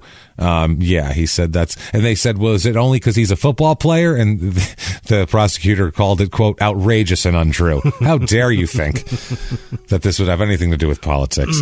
They said they had to write a decline letter to police explaining the reasons, the prosecutor declining to press charges. In their decline letter, which was confidential at the time, it includes some language here. They said that the letter said, quote, it seems unlikely that the victim would have consented to anal intercourse with the suspect in Fraternity Alley. Right. In a fraternity alley, being a virgin. So, yeah. But it also says that jurors could find reasonable doubt. So why prosecute it? Don't want to mess up your conviction rate, I guess. Jesus fucking Christ. They said the case hinged on the young lady's mental and physical state and whether she was capable of consenting to sex. They said that, the witness that saw her. It looked like she was drunk or drugged, but he doesn't know her, so he doesn't. They said, who knows? Right. He could know what she looks like during the day. That's what I mean. It also said that says that her friends describe her as standing, making limited conversation, and making decisions. But also, her friends described her as unable to keep her balance, having slurred speech, acting like she was drugged, and unable to walk or stand. Mm-hmm. They picked what they wanted to. They cherry-picked this shit. The letter also said, quote, none of her friends appeared afraid for her welfare because they dropped her off outside of her fucking house. From the driveway to the front door, right. You shouldn't be in danger of being raped. Where are we? Right. You know what I mean? What the fuck, man? Right. Good Lord. So, yeah, that's ridiculous. So, 2,000 Washington Huskies on the football field because he's just going in for his, second year of playing. They were good this year. They're 11-1. Yeah. They're great. They win the Rose Bowl against Purdue, 34-24. Great record. Wonderful. Good for you assholes. He plays in 11 games, Jerramy does, has 600 yards receiving, 43 receptions, 3 touchdowns. He's second all Pac-10 that year. So, hey, everything's fine. I was a Sun Devil season ticket holder that year. I bet I watched this fucking jerk-off play. All is forgiven now. Unbelievable. It's all fine. So, May 4th, 2001, 1 o'clock in the morning, Jerramy's driving a red Toyota pickup truck, seems to be his truck of choice. And as he's, Jesus Christ almighty, as he's driving, he somehow loses control of the truck and smashes into the side of a retirement home. Oh, no. Okay, into the wall of a retirement home, breaking a window and knocking a dresser onto the bed where a 92-year-old woman was sleeping. Oh, my word. Yeah, luckily she was uninjured, but she woke up to a truck coming into her bedroom with her dresser falling on her. He almost killed a grandma. And think about the headlights. She thought this was it. She thought it was over. Yeah, it's getting she brighter. She hears a crash in her price. She's like, it's taking me. Like Christ knocks over dressers. And she's like, oh, it's just a rapist. Never mind. Hi, rapist. Alleged. It's hi, alleged rapist. How you doing? Wow. So, oh my God, this is fucking crazy. Yeah. So his truck is stuck. Yeah. Okay. On a nursing home. Literally on an old lady's bedroom. Right. Truck is wedged on an old lady's dresser at this point, so he can't really get that out. He's stuck on a hutch. So yeah. So rather than seeing if this woman's okay, maybe he killed somebody, he gets his school textbooks out to get him under the tires for traction. What? Don't need these. I don't use these. What are these things I have? Oh, these. Look at these blocks. Wow, cool. These open. What's in here? Paper? Wow, weird. Okay, if I need to roll something later, I'll use those. He used them for traction, putting them under his tires, and then fucking drove away. Wow. He just drove away. Everybody okay? I gotta go. Luckily, one thing that apparently children and the elderly we know are really good at, taking down license plate numbers. They have nothing better to do than take down every license plate number they see. So a 72-year-old man saw him drive away, took down his license plate number. Perfect. He lied to the cops. He said, I don't know who was driving my truck. Beats me. Oh, my God. I loan it out all the time. You know how that goes. So then they said, well, that's funny because there's a 72-year-old guy that described exactly you. You stand out. You're like this huge guy and the whole deal. So then he said, all right, I'm fine. I was there. I lied. I apologize. He just apologized. That's all. By the way, Hunzinger agreed to represent him again. Yeah. In the middle of the night, this guy gets... He's got like a punch card for Hunzinger. Yeah, that's... And they're always full. It's always full. The free one. You're always on a free sub. You always got nine punches on this thing. Is this a foot long for the free one? Wow. The coach Neuheisel here, he was in San Diego playing golf, which is a very silver-haired activity. He issued a statement saying he'd address the team on the need to make better decisions. How about... No, that's not a bad decision. You could have killed an old woman and then didn't care enough to even check. Right. That's a matter of character. If you almost killed an old woman, and if you would have got out of the truck, climbed through the hole in the fucking wall and said, oh my God, are you okay? And called an ambulance for her, you'd go, people fuck up. They make, even if he's drunk, you go, well, he might not be a bad guy, but he fucking made a mistake or whatever. He said, I don't give a shit who I did anything to. They don't matter. Only I matter. He's the prototypical athlete. Only I matter. What the fuck? And they found the coach golfing. He was golfing. He's like, I'll talk to him about it. Literally, he was like, he did like, it's the 12th hole. I'm shooting at 28 right now. Like Bush back in the day when they asked him about Katrina. Right. And he was like, I'll talk to him about it. Now watch this drive. Pow. And he fucking, that's what Bush did about Katrina. I'll figure it out. Same shit. So, Stevens ends up having a month later pleading guilty to hit and run on the other thing. He receives a 90-day sentence. Suspended, of course, on the condition that he stay out of trouble. His parents took the truck away from him. Oh, that was great punishment. Take that away from you, honey. Clearly, you are not mature enough to handle this. Little Jeremy's learned his lesson now. It's okay. Neuheisel also, coach suspended him from the first half of the opening game of the season. The first half. Jimmie. Okay, guys, he's the hardest part. He's learned his lesson. He's sat out for, we're talking upwards of 16 minutes. Upwards of 20 whole minutes. He's sat out. I mean, that's crazy. Oh, boy. And he doesn't get his truck anymore, which is smashed to shit anyway, I'm sure. Upwards of 4 series. He said, upwards of 4 offensive series. Afterwards, he said, quote, it was hard sitting the first half. Poor guy. God damn it. I had to come in when we were winning 32-0. Afterwards, they asked Neuheisel about it. Neuheisel said he's learned his lesson. Yeah. He's learned his lesson. Jesus, fuck. So, he gets, by the way, the nursing home thing was a violation of his probation for the other hit and run and other shit, for the beating in high school. Oh, Jesus. That's a violation. He's on probation for that still. There's one of those. 92-year-old woman. Jesus Christ, man. He ends up, he's ordered to, you, sir, may fuck off 240 hours of community service and a $1,000 fine. And I'm sorry, that's suspended though. Fine suspended, 90-day jail term suspended. Right. So you're fine there. 2001 Huskies though here. They're 8-4. Who cares? Jerramy played in 5 games. He had an elbow injury, blah blah blah. Okay, missed the rest of that season. He does though, because he knows he's going to go to the NFL. What you can do when you're a senior after your senior year is you can, well, even before that, basically you go into debt with agents. You get an agent, and an agent will what do you want? You want an apartment, and they'll give you all that money. Yep. They'll buy you cars, they'll buy you anything you want, and then that shit comes right off the top when you get paid. So apparently while he's a senior, Jerramy gets a new SUV and a top floor condominium in Bellevue as well. But he also, and he says he's very excited to go to the NFL, but he's going to get his degree obviously this year first. Yeah. He definitely doesn't get his degree at all. But he did just spend $2 million. Yeah, and he bought a brand new Range Rover and a top floor condo. Oh shit. A month later, he gets a ticket in that Range Rover for going 98 miles an hour in a 50. So almost he's an idiot. Double the speed limit that is 50. A lot to come by here.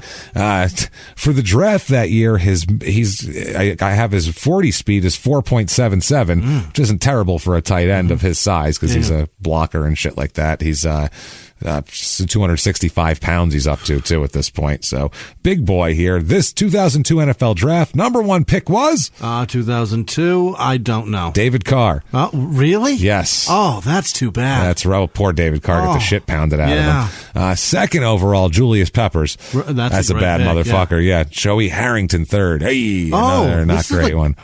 That's a bad one, too. Was this draft? No, never mind. You keep going. This is bad. I'm not going to guess. Quentin Jammer, Bryant McKinney, Roy Williams. Jammer played for the Chargers. Yeah, He's great. Absolutely. A bunch of defensive tackles, offensive tackles, guys like that. Dwight Freeney came out of this draft. Right. Jeremy Shockey comes out of this draft. The Giants draft him number 14. That's important because that's the guy that the Seahawks wanted bad, was Shockey. Albert Hainsworth goes number 15. He's a dick. Yeah, we'll have an episode about him one of these days. Philip Buchanan, Javon Walker. Ed Reed goes in that draft. Kidding. Yeah, Ed Reed's a bad motherfucker. Finally, number 28 overall, first round, Seattle picks Jerramy Stevens. No kidding. Yeah, this is in a trade with Green Bay, and he was kind of like their third choice, but they were happy to get him. Yeah. They wanted a big tight end, and they got one. So he gets to stay in the Pacific Northwest. Staying home. Wow. So that's the other thing, too. He's a hometown guy. He's from the UW. It's one of those deals. Clinton Portis went in the second round there, too, that year. Yeah, to the Broncos. Yes, to the Broncos at 51. So they wanted Daniel Graham or Jeremy Shockey, and they had to trade down to do other shit, and they ended up with Jerramy Stevens, who has like more arrests than touchdowns in college. So that's not a great thing. Stevens, though, he said, look, man, it's going to be fine. He said, if anybody realizes the mistakes, it's definitely me more than anyone else ever did. Ever. Oh, boy. I recognize my mistakes better than anyone. Ever. So, yeah. And Mike Holmgren said he was convinced. Coach Mike Holmgren of the Seahawks. He said they had a long meeting, and he said, I was convinced of his sincerity. Sounds good. He said other people with the character issues, I didn't see it with this guy. He said, quote, my typical reaction to someone who has gotten jammed up a little, as he did, was to take them off the board. In other words, not to even think about drafting them. He said, quote, I was just talking to his folks, and I was talking to my family, and I asked them, why is he still on the board, and why am I doing this? I've never done it before. So, yeah, he said he spent a good portion of a day with Stevens and came away with just a totally different view of him. He said after the meeting, his feeling was great. Yeah. After Stevens gave his version of his past, of I didn't really do any of that stuff. Sociopath defending himself. Obviously, yeah, it's one of those. After Ted Bundy tells you, right. That he was the one who was actually hurt by that girl. Right. Ted Bundy was a victim to pornography. We all know pornography. We know it's poor guy. The guy that was never in pornography. They should have really, let him make speeches and things like that. Let him out. He said, quote, I felt like maybe I put some of that to rest. I felt like I was able to show him that maybe I'm not the type of person that I'm perceived to be, but I definitely do realize the perceived risk he's taking. I think he's confident, and I'm definitely confident that it's going to work out. Trent Dilfer, the quarterback, who's on TV all the time now, he says, quote, he's obviously a great player, and he's going to be a great player for us, and I'm excited to have him. Whoa, Can't Trent. wait. They signed him to a 5-year contract. Right out of the gate? Right out of the gate. Worth, your rookie deal, worth $6.2 million. What a deal. So, hey, look at you. Doing fine. Wow. That'll buy a lot of roofies. Yeah. So, summer 2002, he is pulled over after veering into oncoming traffic repeatedly. Repeatedly. So they pull him over. He had alcohol on his breath. He does agree to the breathalyzer, and he blows below the legal limit. He blows a 0.051, which is below the 0.08 legal limit, but he's also cited for negligent driving and paid a $490 fine. Sober or not, you can't swerve into oncoming traffic. It's just not all right. You are lucky you're in Washington, because in Arizona, they just arrested him up for 30 days. They'd have just arrested him and figured it out later. Right. That's what I mean. Yeah. You could be totally fine. They'll be like, I think you're swerving. You're under we'll figure this investigation of DUI, and they arrest. They do that to anybody. Slightest degree. I see it on Live PD where the guy actually, one of the Arizona cops, the guy was totally fine. He did a sobriety test, passed it. He was obviously not fucked up. The fucking cop was he had to be fucked up. He wouldn't take no for an answer. Breathalyzer, double zeros, fucking walked it his whole thing backwards, heel toe, passed it all. But he's looking at him. He's looking in his eyes. He goes, I don't know, man. Your eyes are red. He goes, let me see your tongue. And he puts his, and he goes, yeah, raised taste buds there. Yeah, you've been smoking marijuana. He goes, you're under arrest for the guy was like, the fuck are you talking about? It was in Pinal County, Arizona. Yeah. Everyone's pouring sweat. It's 108 degrees out. He said, raised taste buds means you're dehydrated. You've been smoking weed. Or I live in the fucking desert. Or I live in Arizona and I've had a cigarette. Look around you. It's all dirt. Unless I have a fucking water bottle attached to my head, I'm not going to be. Of course, I have rice taste buds, so they can literally look at anything here and arrest you and say you're fucked up at their discretion. Prove you're not. Right. That's what it is. So this Seattle team, he goes on here. It's Sean Alexander, Matt Hasselbeck, that whole team. Yeah, not bad. Bobby Ingram, those guys. This team is 7-9 that year. Not terrific, but he plays in 12 games. Starts one. Jerramy does 252 yards receiving, 3 touchdowns. pounds. Who gives a shit? Okay. So, in April 2003, in a more interesting thing, he stopped in the Seattle suburb of Medina after he rolls through a stop sign. Okay. So the police go up to him and, hey, sir, how you doing? Right. And they see 2 open champagne bottles on the passenger side floor. Who the fuck drinks that? In the car. Right. I got to go for a drive. Let me grab a bottle of champagne for the road. Brute, would you? That's all. That's normal, right? Not a flask. What the fuck? Fucking bottle of champagne. He's making mimosas going down the road. Hey, why not? It's a champagne cocktail. Bring the Prosecco, you pretentious fuck. You douche. So the cop asked, have you been drinking? And he said, no, of course not. Jesus, what are you kidding me? I'm a model citizen. I play for the Seahawks. So they said, okay, do field sobriety test. Couldn't walk a straight line or keep his balance. And then they also did a blood alcohol test, and we don't know the exact amount, but it's somewhere between 0.08 and 0.15 because they charged him in that range, not the higher range. So we do know that he was, he eventually admitted to drinking champagne and said he'd run a stop sign because he was preoccupied fucking around with a cell phone. Hi, I'm drunk and not paying attention to the road. I'm checking MySpace while I drink Moet. Yeah, he was talking on the cell phone. Insane. Team officials, Seattle, said they confirmed that he has had, since last July, that's not his only one, he's had 6 driving offenses since last July. Wow. So, yeah, he's not a good driver. No. Let's take Jerramy's keys away here. He also faces a probation revocation hearing in Seattle because he pleads guilty to reckless driving, because he has to plead guilty to the reckless driving of smashing into the retirement home. So they end up, he pleads guilty to reckless driving after they agreed to drop a, higher charge here.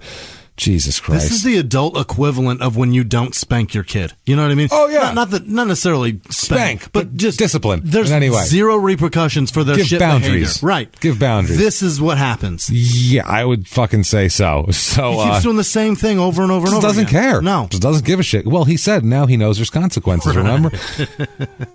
Wow. They accept a sentence recommendation here for a plea of 2 days in jail, $1,000 fine, and 100 hours of community service. The judge said he needed more information before he could do sentencing. He says, quote, this is the judge, quote, Mr. Stevens, I think you may have a problem with alcohol. In order to treat you fairly, I don't believe I can sentence you today. I owe that much to the public. So now, as part of his contract, he may have to forfeit $300,000 of his signing bonus after a guilty plea, because that was a clause in his contract because he had problems beforehand. The Seahawks coach Mike Holmgren, I think, who was GM too, he said, quote, we're going to sit down and we'll look at that. There's reasons why we put things in there, but we'll see. We haven't made any final decisions on those things. We'll let him keep his money. Oh, boy. Fuck it. Stevens said, quote, I'm willing to take responsibility for it and agree to whatever it is you require me to do, he said to the judge. His attorney, though, he said that, but then his attorney complained that in the structure of the deal, it requires twice weekly AA meetings, and they said, well, that conflicts with football, so he can't do that. So the judge said, okay, once a week then. Can he squeeze one? He has a night off, right? Once a week? Will that interfere? Coach, is that good with you? Is that all right with you? Mondays, can you let him out? Unless he's got Monday Night Football, that's okay. Oh, well, then that's okay. Then obviously don't bother. We'll skip that week. Jesus. So in 2003, the young lady from the school who accused him of sexual assault sued him. Good. Sues UW and the fraternity where she believes she'd been slipped a date rape drug. 3 other women also filed lawsuits. Great. At that point, accusing UW football players of rape. 2 sued a guy named Rock Alexander, who was a teammate, and the other sued Eric Shine, who was a player who came in after Stevens left. Funny, guess who represents Stevens in the civil suit? Old Mike Hunzinger again. Gotcha. He also defended Alexander. Really? And by the way, he also represented Shine in the criminal investigation. Sounds right. Yeah, I wonder how much he charged for all that. Ugats? Jesus Christ. A nice Seattle hoodie. Yeah.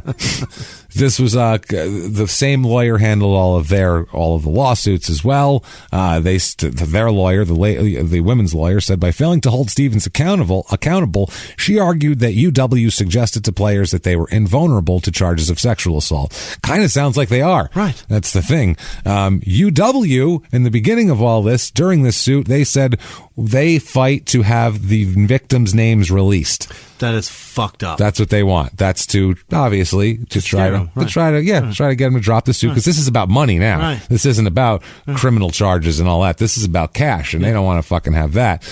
Now, the young lady that had the incident with Jerramy, allegedly here, she said she became extremely depressed and left the university soon afterwards. She said she couldn't face the possibility of seeing Stevens or his friends around campus. She couldn't stomach how much UW had taken no action against him, let him continue to play football, celebrated him.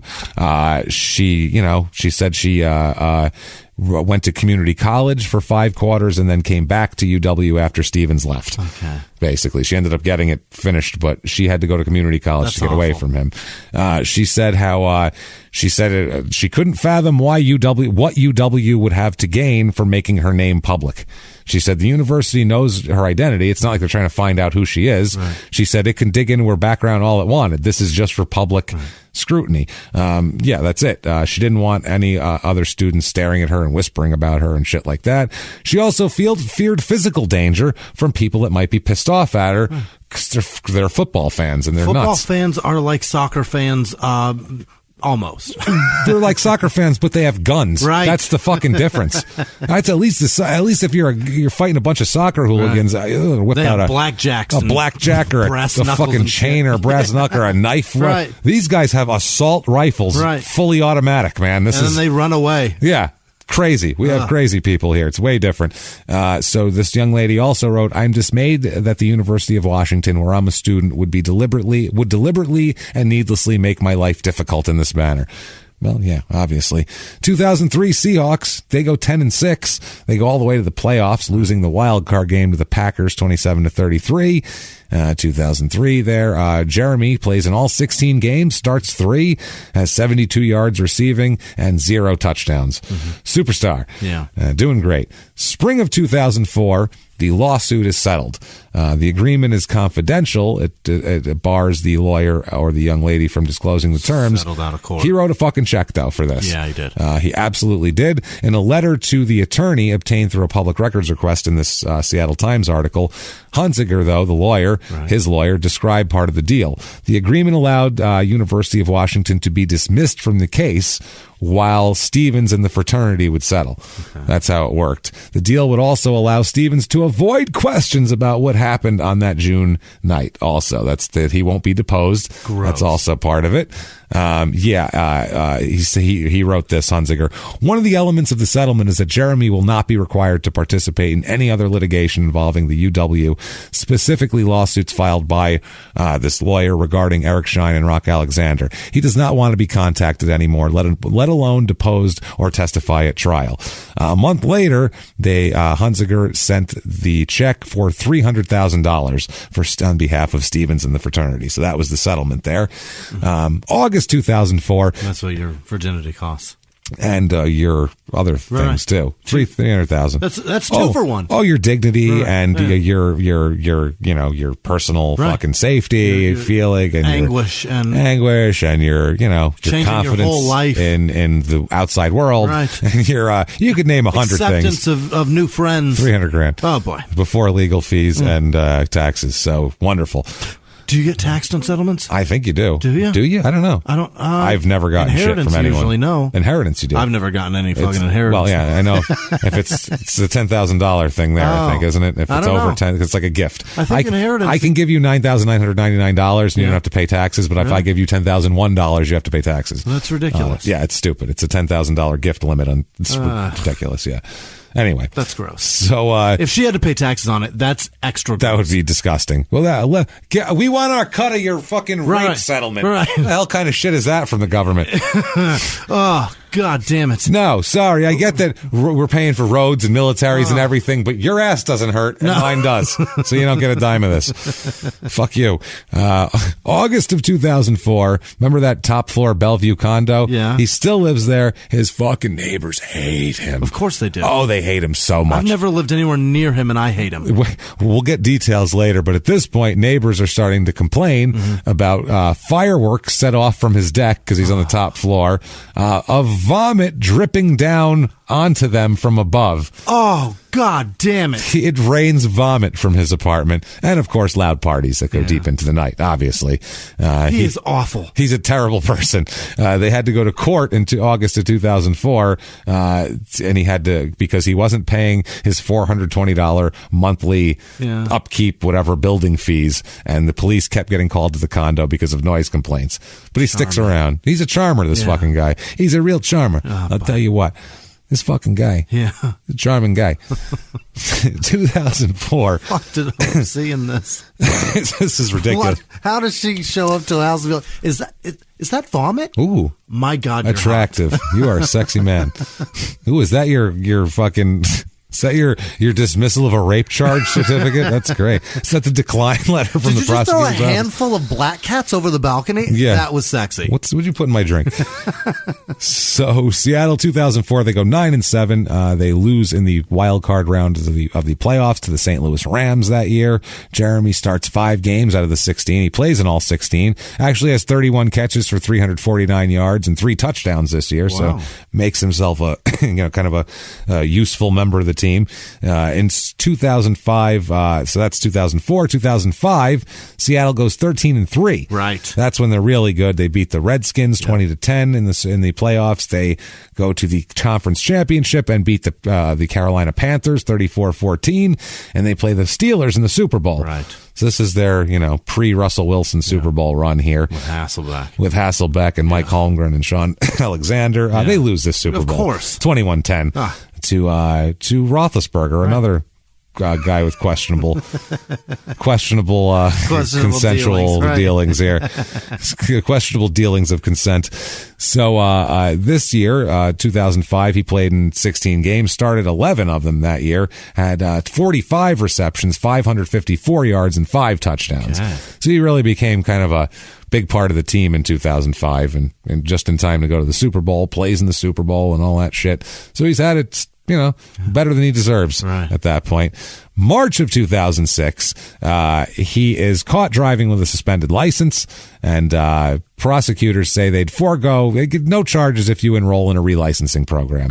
We know you don't have a license, so 1 month later, caught again driving without a license here. He didn't go get it? No. It's like, why? I'm driving now. Did you arrest me? Then why would I fucking do anything about it? Home. You said, don't worry about it, and I went, okay. Kept driving. Well, I don't care. So, caught again. This time, though, he's convicted of a misdemeanor, and he's sentenced to 90 days in jail, all suspended. But he's supposed to stay out of trouble for a year. Right. That's part of it. Now, 2000, the only time he's done is 3 weeks for failing a weed test. Yeah. He has allegedly raped. He stomped a man's fucking head. He's almost killed an old lady. Right. And the only thing he's gone to jail for is not even having weed, having had smoked weed in the last few days. At some point. Right. That's how our society is set up. While just he's to let everybody know. While he's on the tether. 2006, Seattle, they go 9-7. They actually beat Dallas 21-20 in the wild card round, and then lose to the Bears 27-24. Playing some close games there in the playoffs. Bears went and lost to the Colts. Indy, right? Yeah, that was Peyton Manning's Super Bowl there. Jerramy plays in 11 games, has 22 receptions, 231 yards, and 4 touchdowns that year.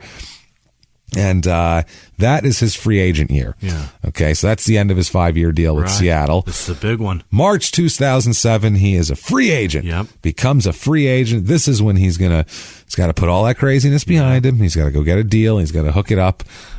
Go market your rape settling ass out there. That's what I mean. Get out there. Go out there, smile, hug some babies. Right. Don't do anything bad now. Don't go too far. Don't fuck up now. You have no deal. 11 days after he becomes a free agent, he's on the market for 11 days. He stopped at 2 a.m. This is a specialty of Jerramy. By a police officer where? Scottsdale, Arizona. What? So they're not going to be good. No. Yeah. His car had drifted over the lane marker 3 times.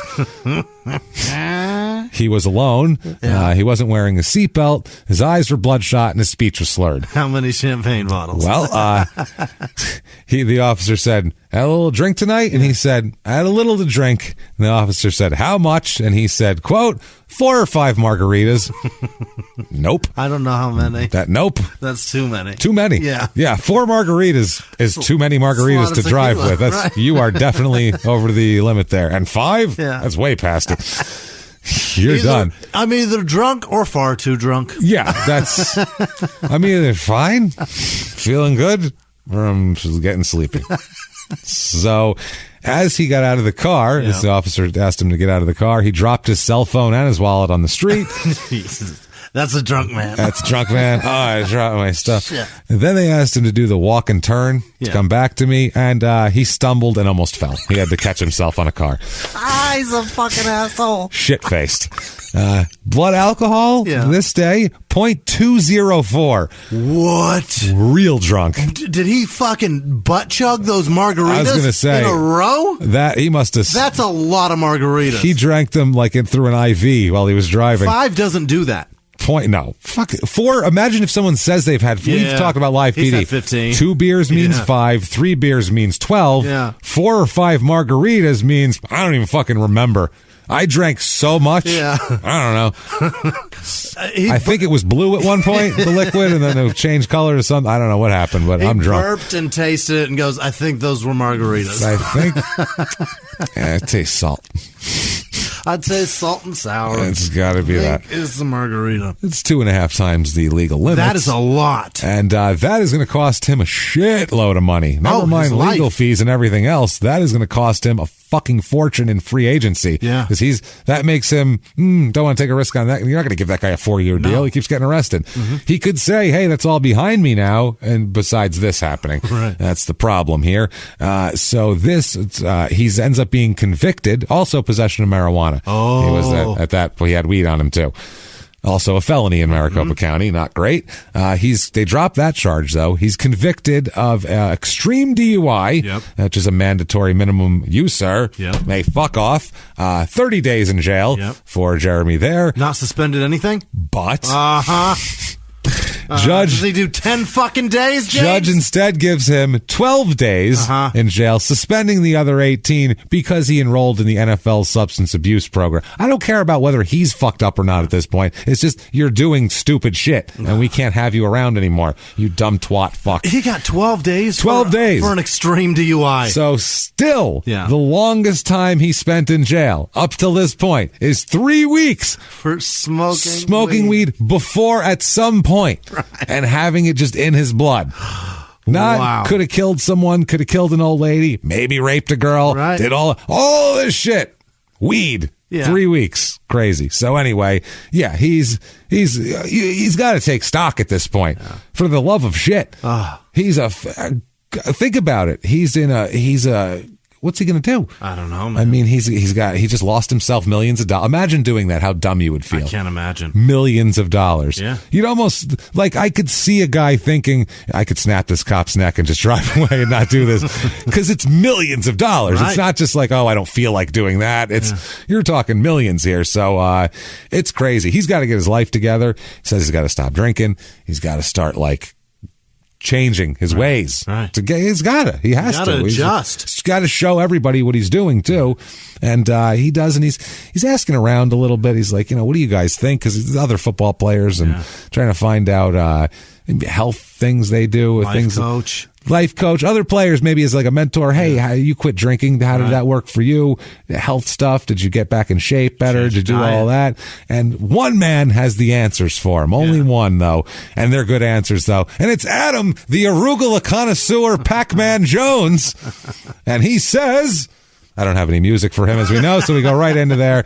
So I don't need any. How is it you've come to arrive here? I don't understand it because you're a fine young man from what I've seen. I don't understand why the system is going to put you on trial for the desires of a young lady. This is ridiculous. I think you were a gentleman, personally. You took her at least behind a bush. You saw another person was watching and you said, you know what? This young lady's dignity. I'm not going to let people just watch her.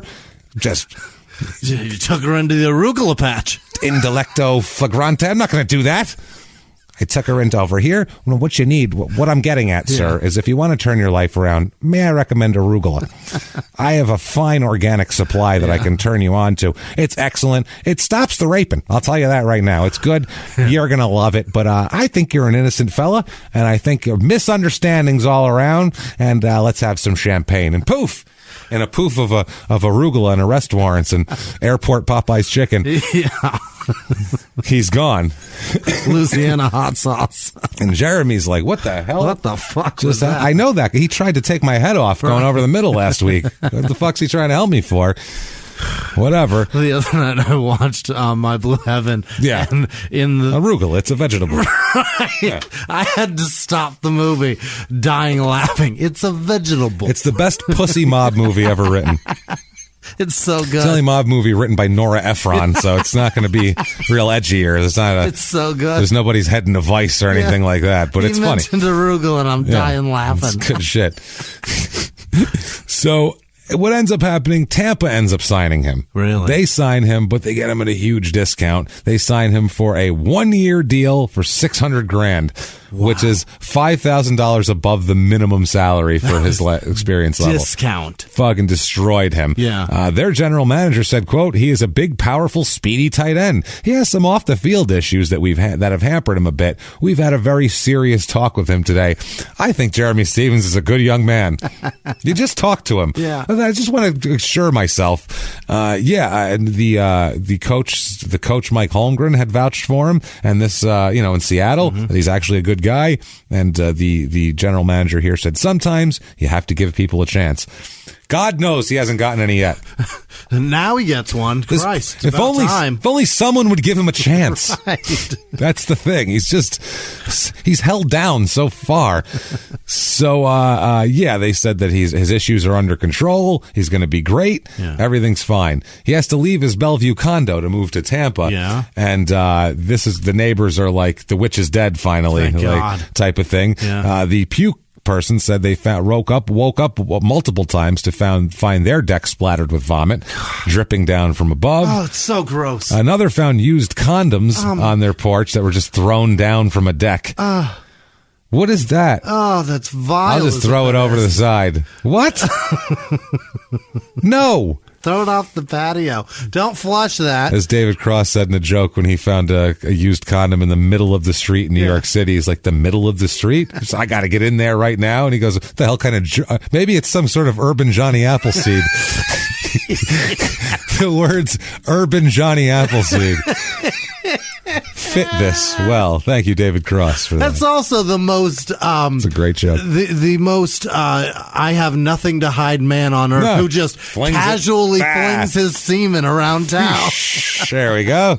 Right off the side. Has never cared about anything he's ever done. The confidence that takes. He's a confident man. I've raped 0, and I am not throwing my seed anywhere. Well, who knows whose condoms they were? He's having parties. That's a great point. People reported being awoken at 3:00 in the morning by music or loud fights going on. Others were startled by strangers who would show up on their patios, climb down to their patio. How's it going? From the top floor.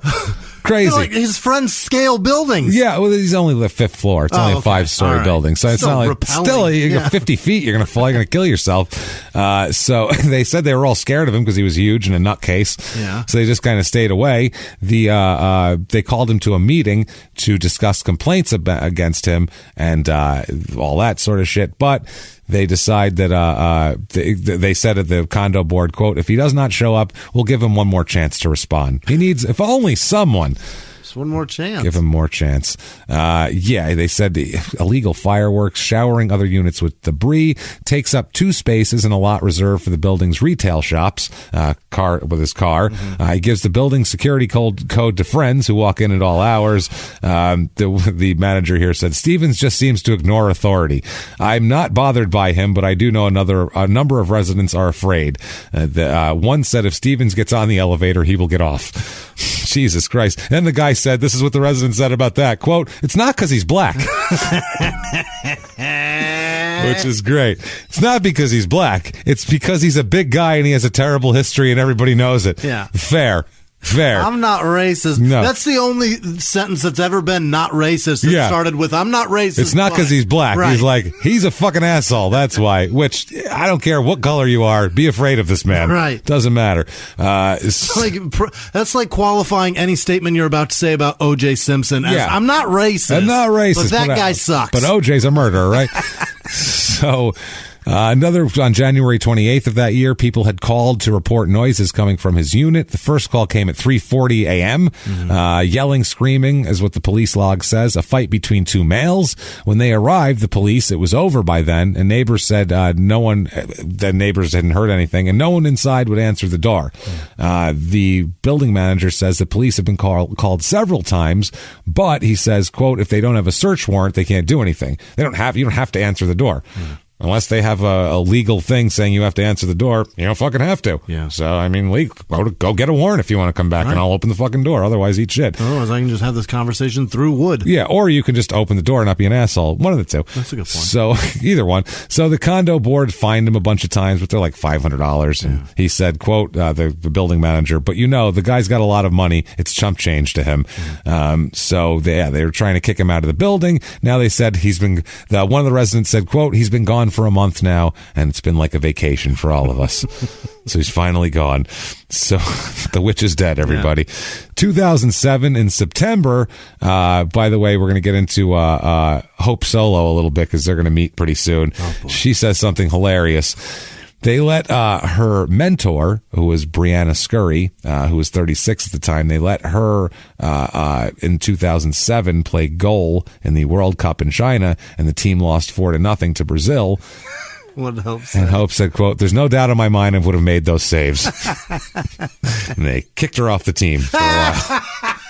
They let her back on, but I could have done that. Yeah. She just sucks. Yeah. Tampa, he goes to Tampa, does Jerramy. This is the Jeff Garcia Bucks. Yeah. Luke McCown, Brad Grodkowski trio of quarterbacks.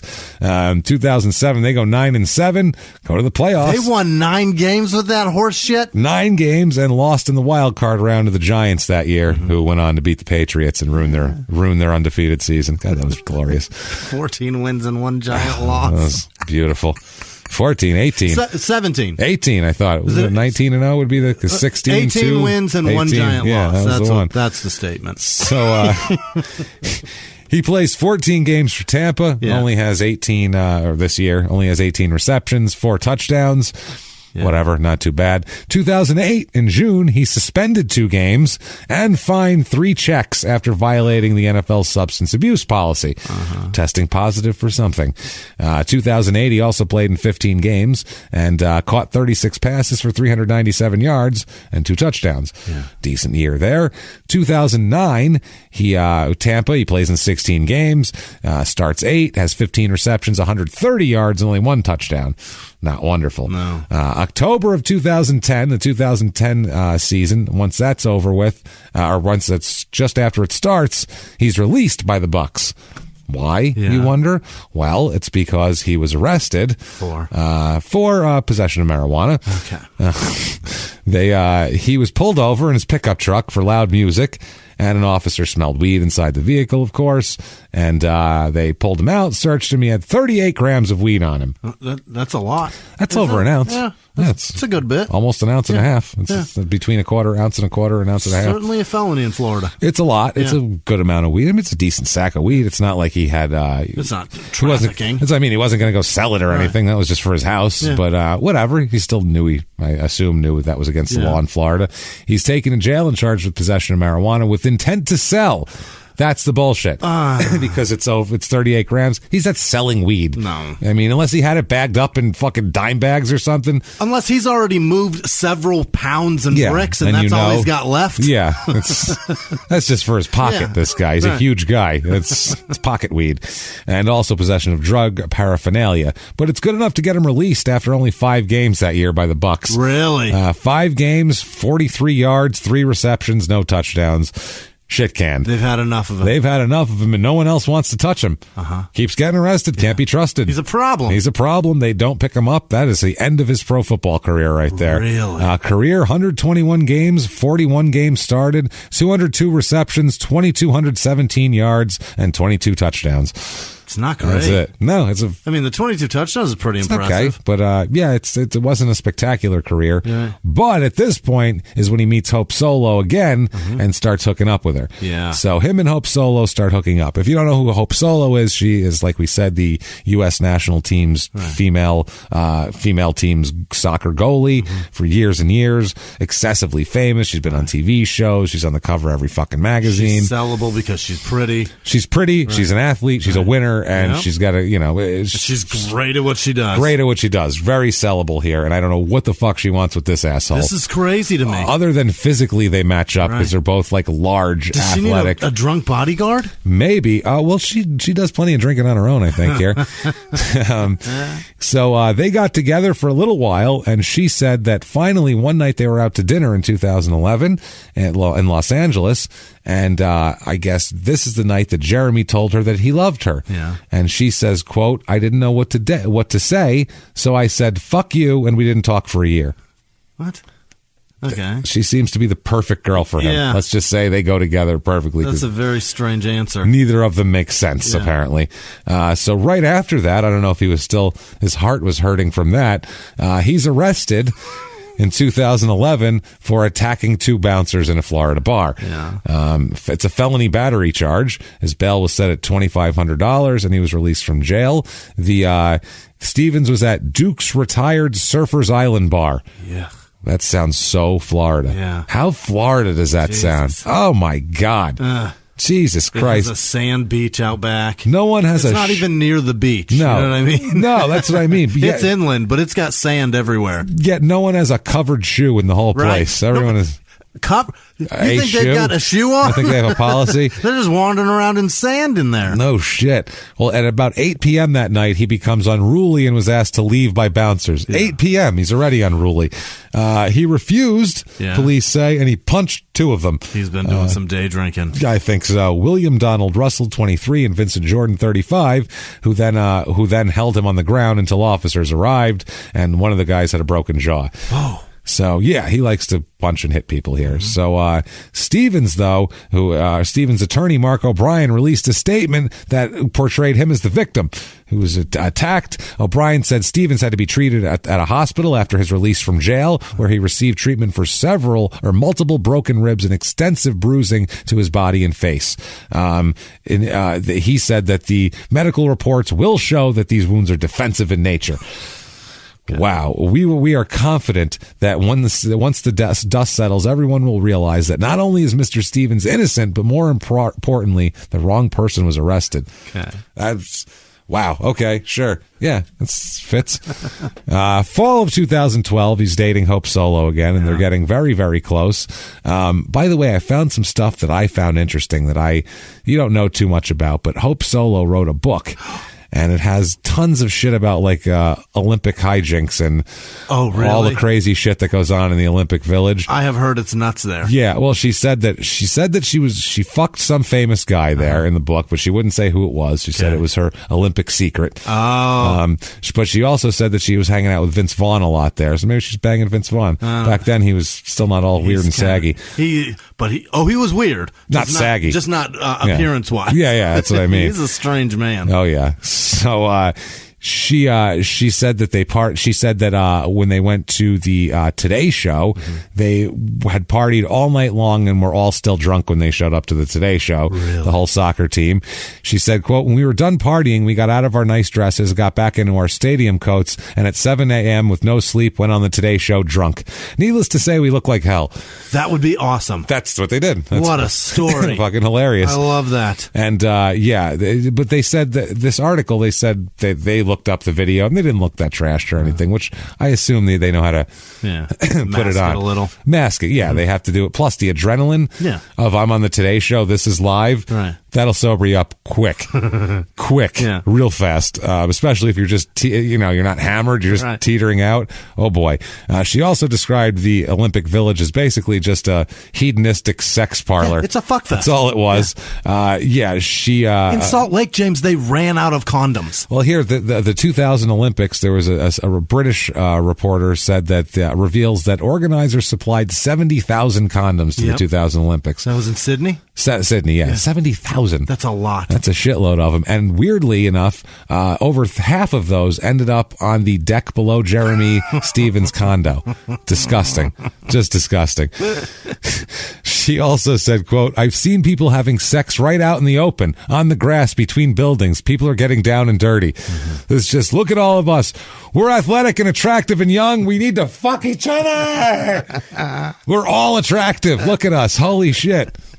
This is great. Imagine how amazing that is. I love that she's just so free. She's great. She doesn't care. She's so fun. She's September 2012. They were dating. They had just reconciled from the I Love You fiasco, and they'd been dating for about 2 months at the time, like heavy and hard dating, like really hanging out together. She said, quote, Hope says, I know people probably think we party all the time, but we don't really go out that much. And when we do, we end up going to like the movies. We're pretty boring people. Well, they also go to jail, as we'll find out here.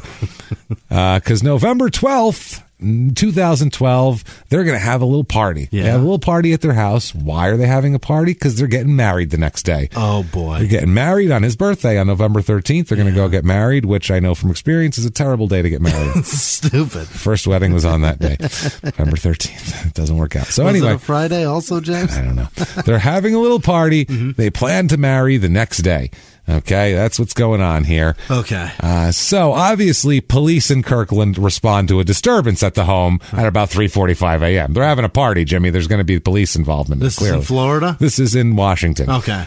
So this is the police believe it's a physical altercation between 8 people during a party. Oh. Okay. Toward the beginning of the 911 call, it is her brother, Marcus. Hope's brother, Marcus Solo, is on the phone, explaining to the dispatcher that there was a physical altercation inside the home and that a woman was thrown to the ground and may have injured her hip. He also says that a stun gun was used during the melee by somebody and that an innocent bystander, as he put it, was hurt. Somebody just got a random stun gun? I guess. They asked him, the dispatcher said, who was the person who was the instigator? And Marcus replied, quote, we won't go there.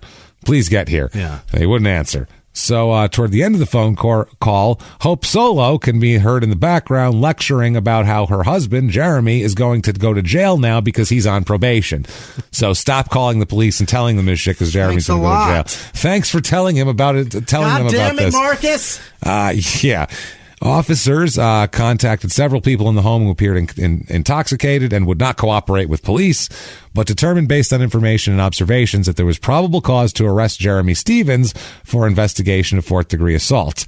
Now, the court records show that Solo was the victim who had a cut on her elbow and a bruise on her hip. So he hit this girl. Well, we don't know. Court documents show that it's her brother that called, like we said, and Marcus told police Marcus Solo, the brother, used a stun gun on one of the men. Basically, afterwards, once everything gets settled, Marcus goes, it was 2 people that came in here and broke stuff up, and I had to stun gun one of them, and then they ran away. I never saw them before. All right. They just came to this party that only has like 8 other people at it. At my brother and sister's house. Yeah, my brother and sister. So, according to the court documents, though, police followed the smell of marijuana up a staircase and into a bedroom where they found Stevens, who, quote, appeared to be hiding, lying in between the bed and the wall in an upstairs bedroom. Stevens told officers he was sleeping on the floor and didn't hear the fight. There's a bed here, but I like to wedge myself between the wall and the bed. Do you see how big I am? It's more comfortable that way. I can't sleep on the bed. It's too.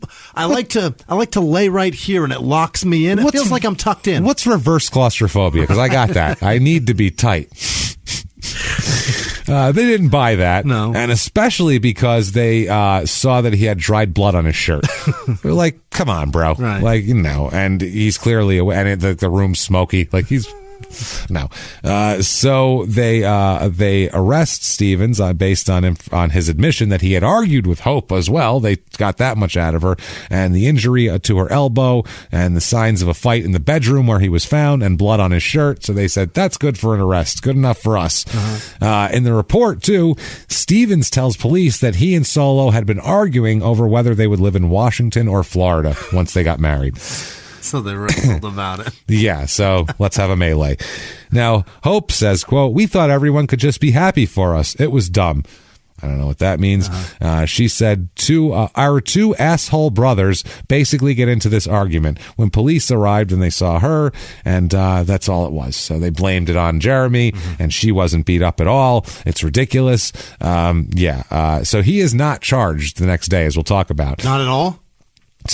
Goes for a couple hours in jail. The next day, a judge rules that there's no evidence connecting him to the assault, regardless of the blood on his shirt, shit like that.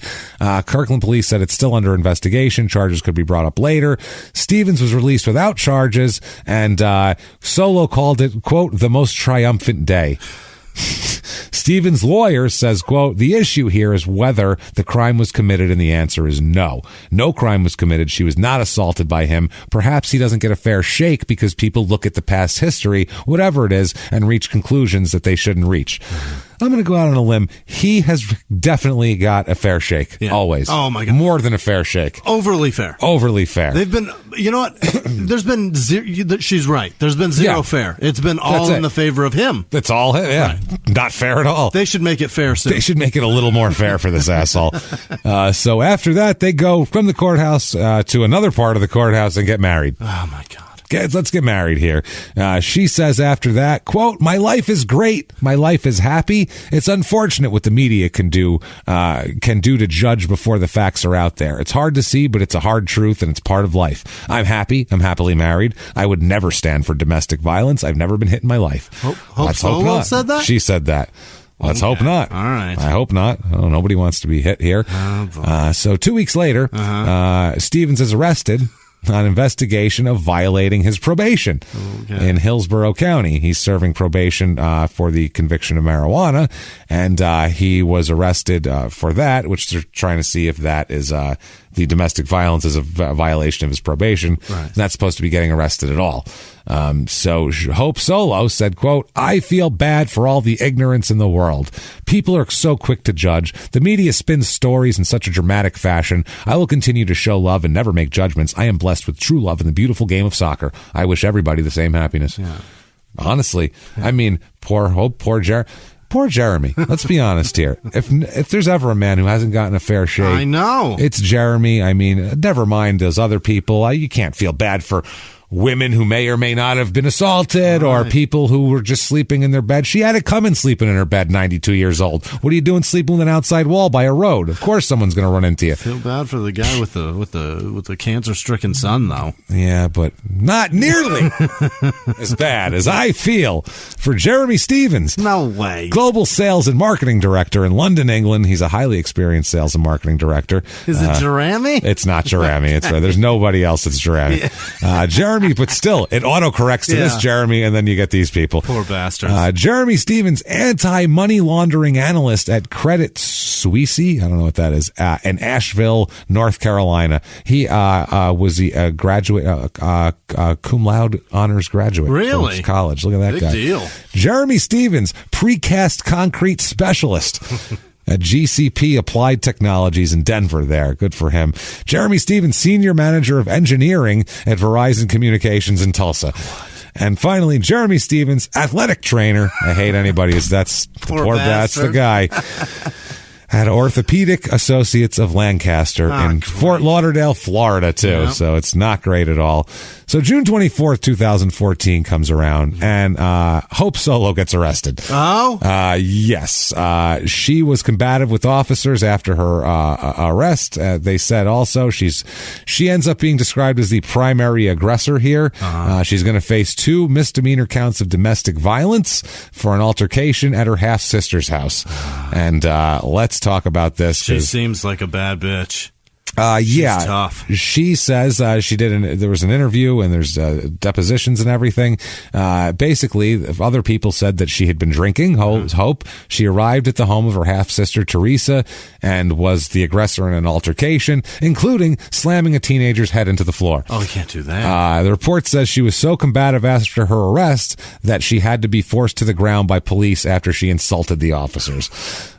She suggested also, once she got to jail, that she yelled and screamed, suggested that the 2 jailers were having sex with each other, and called another officer a, quote, 14-year-old boy. What is she doing? She's a party. Yeah. When she's drunk, she's fun. Yep. When asked to remove a necklace she was wearing, Solo told the officer that the piece of jewelry was, quote, worth more than he made in a year. Wow. You going there? Yeah. Oh, man. What a twat. That's fucked up. Listen, I didn't play soccer. Yeah. Asshole. Yeah. So... now, Solo's lawyer said, quote, police reports and other court documents clearly demonstrate the alleged victims radically changed their stories on multiple occasions and twice refused to answer questions under oath despite court orders. Had the case proceeded to trial and witnesses been cross-examined under the oath, subject to the penalty of perjury, the defense would have proven that Teresa's son, not Hope, was the true aggressor and that Hope suffered a concussion as a result of her nephew's unlawful conduct. This poor girl. A teenager beat the shit out of her. Yes, so let's find out exactly what happened here. Stevens didn't come here. No. He wasn't there. Oh, thank God. That kid would have been dead. Solo's half-sister, ready to throw him through the wall. Like the Kool-Aid man, there has been a cutout of him. Or at minimum, gotten a nasty email about what should have been done to him. Yeah. Should have fucked you in the ass, young man. Jesus Christ. This is at Solo's half-sister's house in Kirkland. Officers were called to handle a woman who was said to be, quote, going crazy and hitting people. That would be Hope. The nephew claimed, quote, we just let her back into our lives. She always does this. So this is why we kicked her out in the first place. By the way, Hope Solo has a fucked up origin story. Her childhood is not great. It's just not great. It's a bit of a disaster. So you can see her on the outside and see this polished, on the Today Show and the Sports Star and all this type of shit. But it started miserable. That's the sheen on it because it's women's soccer. So there's no like, oh, these women's soccer players always getting arrested. That doesn't exist with them. That image. So it doesn't go together. But yeah, Hope really holds it together better than you think she would. Mia Hamm. There you go. That's the other one. Hey, Jimmie. Took me 3 hours. Bam! Pow! Take that. And the other one is Robin something. Yeah, that makes sense. Someone's name is Debbie? I don't know. So, but that's what, we don't know anything about them. We know their name and we know what they've done at the pinnacle. Yeah. They very rarely dig in and tell you how they got to where they are. That's the truth. By the way, Hope's Italian as well. That seems right. So I've seen her naked. She's I feel bad for her. She's been drinking.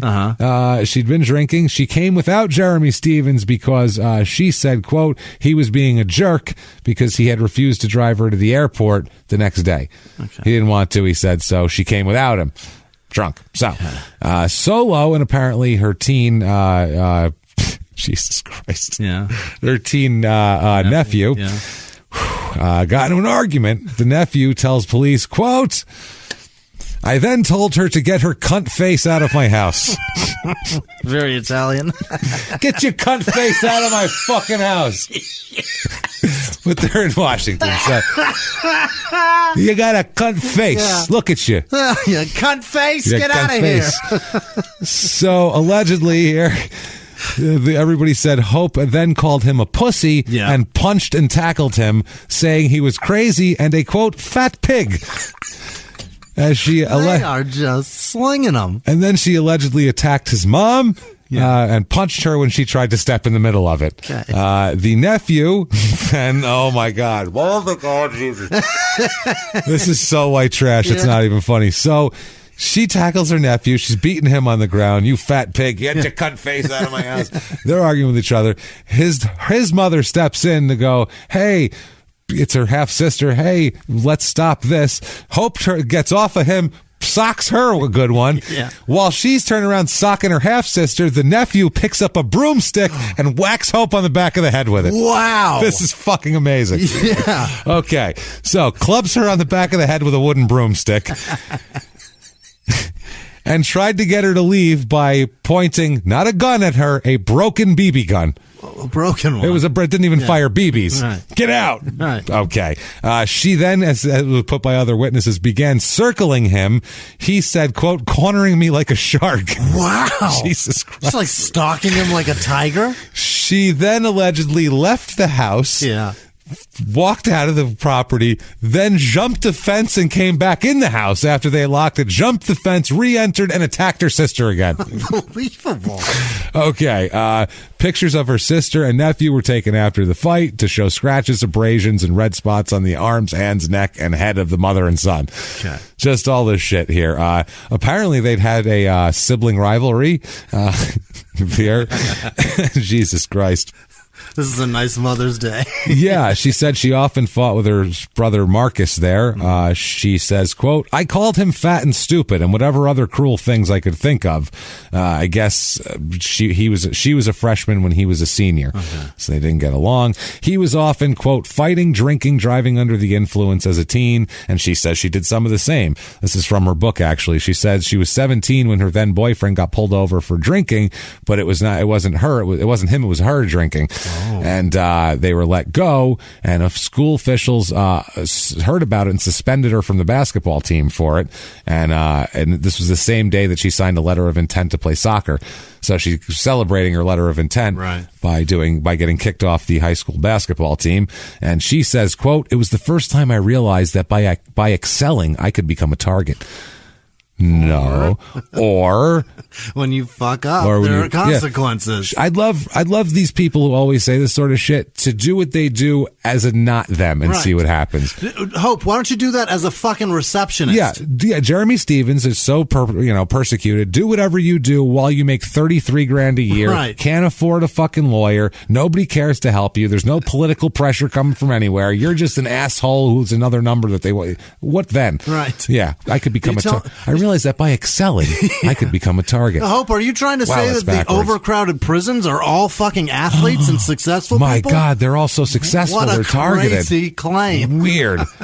Jesus Christ. She's booked into jail on investigation of 2 counts of 4th-degree domestic assault. And, Jesus Christ. The soccer team says we're going to talk to her and see if we're going to suspend her here. Jerramy Stevens, though, he defends her just totally, 100%. Yeah, because she's still got a career and earning power. He called the domestic violence, he called this whole thing, he said it was, quote, a witch hunt and unpatriotic because she's on the soccer team. He literally said it's unpatriotic for them to go after her. How dare you? How dare you? Unpatriotic. Wow. I've only heard one other person try to pull that horse shit when they were in trouble. It worked for them too. So, unpatriotic. Who was that? Oh, I don't know. Who was that? I don't know. Who was that? When did that just happen? Didn't somebody just get in trouble and call the entire entire thing? Yeah, I think so. I was like, wait, what? Possible. Got it. It works though. Apparently, unpatriotic. Anybody out there? If you're like, you go to a bar tonight, you're drinking, you get pulled over. If the cop pulls you over, call them unpatriotic. Just see if it works. This is downright. Give it a shot. Works for her. I don't know. Stephen said that he said, quote, it's a witch hunt. And it's unpatriotic. You can put that in the paper. This fucking You can put that in your fake newspaper, he might as well have fucking said. Jesus Christ. Put on your fake news network. Yeah, it's amazing. He said he was adamant that Solo had been unfairly treated and was innocent of the allegations. He says, quote, it's not hard for me because I know Hope can handle it. I think that what's hard is that she's the victim of something that was really scary and a really unfortunate incident. She's being classified even remotely close to Ray Rice and these other domestic violence incidents is ridiculous and outright wrong. This part is difficult, but Hope is the strongest person I've ever known, and she'll be all right. I think that right now, from my perspective, everyone is trying to dissect Hope, trying to figure out what makes her tick. Nobody likes to feel like a science experiment. She's just out there doing the best she can to be the best person she can be, and I'm just here to try to support her. I feel as she'll continue to play well. Yeah. She doesn't need to defend herself. She's in the right. I think that gives her strength because she doesn't feel like she's done anything wrong, and it's just unfortunate because they've made an issue of something and there was no new information presented, none whatsoever. People put females in a box and they want them to stay there and look pretty. Hope refuses to be put in that box. She wants to be treated as an equal. That's not the case as we can see it. No, that is the case. If you're a woman and you beat the shit out of people, you also get taken away for domestic violence. That's super equal. It's equal. It's really equality. Equal. But apparently he was super pissed. I love that in the paper he said, people want girls to be pretty, not Hope. Not Hope. She's not going to take that. I won't let her do it. I mean, shit. Damn it. Never mind. And also, she hits him on the arm. Right. Thanks, Dick. The strongest person you know probably shouldn't be punching people. No. Then there was an Outside the Lines report, which was released the day before the national team's opening match about this whole thing. Jerramy called it, quote, nothing less than unpatriotic. Low class, low class. It was super intentional. I don't know what their issue is personally with Hope, but it definitely feels like they have one. He sounded like a 14-year-old girl defending. I don't know what their issue is with Heather, but it totally sounds like she has one. And if she wants to meet her in the cafeteria at 5th period, we're going to fucking talk about it. We can sit down. We'll do it on the cable. Sounds like this bitch is clearly obsessed. She's obsessed with her. She's thirsty. She's a thirsty bitch. That's what it is. She's a thirsty bitch. Fuck her. Fuck her. Tell her to get her cunt face out of your fucking house next time. What a pussy. Pussy. So, August, by the way, no charges. There'll be charges filed. They'll be dismissed. Yeah. And then the prosecutors mount an appeal to refile. They're refiled. This goes all the way for 4 years to the Washington State Supreme Court over whether they could file charges against her or not. Wow. Nothing ever ends up coming of it. August 2014, Solo actually is the victim of something here. This is the iCloud leak of celebrity photos. I feel so bad for this. This is bullshit. Yeah, you don't do this fucking shit. I've seen this. It's terrible. People, pictures were leaked online. Yeah. She said, quote, this act goes beyond the bounds of human decency. I agree. Yeah. It was over 100 people, a lot of A-list celebrities or kind of A- list, whatever. But they caught the guy, right? I think they did. Yeah. It was Jennifer Lawrence, Kate Upton, Justin Verlander, people like that. That other blonde chick. Kirsten Dunst, the one from The Big Bang Theory there, her on there. People like that. And then there was ones that they denied that were real. Right. The Ariana Grande. It's hard not to, But Hope's was just horribly sad because it was so close up and it was like, Jesus, man, you're looking at her cervix for Christ's sake. Yeah. Olympic gymnast Michaela Maroney initially denied the image's authenticity on Twitter, then confirmed the photos were legitimate while also stating that she was underage when they were taken. So you're also all been looking at a underage girl. You sick fucks. You sick fucks. And they're like, but you're 18 now? And people got so confused. We can pretend that it's now? Fuck, it's still wrong. It's still wrong. We can pretend it was 10 minutes ago. You saw people were like, where's my moral compass here? It's like the Tracy Lords It's like shit. she's an adult now. Right. I mean, but no, wrong still. Blah, blah, blah. Yeah, it was a security expert here, got all their shit, and there was all sorts of releases and all that bullshit. So January 13th, 2015, a judge dismissed domestic violence charges against her, and that's when it went all the way. In 2018, it was still going on. Really? Whether the charges were going to be, there or not. Her nephew, by the way, is 6'9", 280 pounds. Oh, that's not a nephew. No, he's 17, but he's 6'9", 280. Imagine when these two have kids, her and Jerramy. Wow. That's what's in her family. And her kids are going to be like Shaq. Wow. They're going to be huge. It's 2015, January 20th of 2015. Jerramy Stevens is arrested, 1:30 in the morning, of course. An officer spotted him driving a U.S. soccer van with the headlights off. What? He's driving the U.S. soccer van. Why does he have that? He has the van, right? She's the captain of the team. She gets the van. She's in the car. He's driving the van, shit-faced at 1:30 in the morning with no headlights on. No lights is a good indicator that you're drunk. Yeah, that's the thing. He then refused a blood test or a breathalyzer, so they had to secure a search warrant to draw his blood. Now, the funny thing is, Solo's there as well, and as they said, acting belligerent in the car, pulled out her cell phone to record the officers during the stop. They said that they were just a huge pain in the ass, and the officers said they were, quote, this close to arresting Solo for disorderly conduct.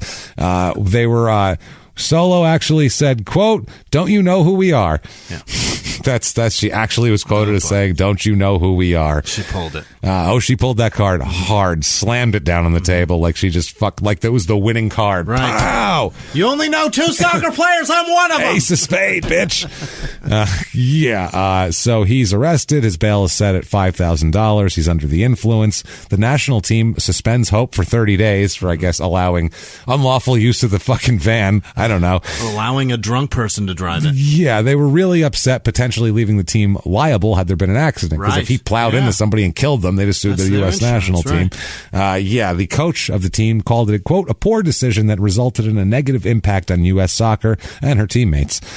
April 2015, he's in court for the van DUI. He pleads no contest. His blood concentration was over 0.15. He was an extreme DUI. He admits to that as part of his agreement. He also admits to he had the last one in Arizona they talk about. Enters the plea on 2 misdemeanor counts. They plea him down to driving with a 0.08 blood alcohol and under the influence with 10 years of prior DUI conviction there. So he's got that. He made an open plea, so it falls on a judge to decide his sentence. Here, he faces up to a year in county jail. What do you think? He's going away. This is it, right? Sentencing, May 2015. You, sir, may fuck off. He is sentenced to 1 month in prison. 30 days. 30 days. God damn it. They said the sentence will also require him to spend 4 years on probation and now enter a 2-year alcohol program. Terrific, but who cares? Also, it's at this point that apparently Hope Solo and Jerramy are expecting twins in 2018. What? But she has a miscarriage. Oh, damn it. Which is terrible. It's an ectopic pregnancy. Oh, shit. Yeah, it's terrible. She said, quote, the doctor said I was hours from dying. Yeah. They ended up having to remove my fallopian tube. So it's over. No, it's not. She's got one more. You got another tube there. She's got one in the hole. So December 17th, 2019, Hope Solo announces that she is expecting twins again. Really? Yep. 1 boy and 1 girl with Jerramy Stevens, and they are going to be fucking enormous. Oh, boy. Those are going to be monster children. Right. Just huge athletes. So look out for them in the future. She's pregnant now? She's pregnant now. December 2019, she announced it. So it should be in the next few months. She's got the biggest belly ever right now. Has to be. She's letting that man leave it. Oh, my God. Doesn't care.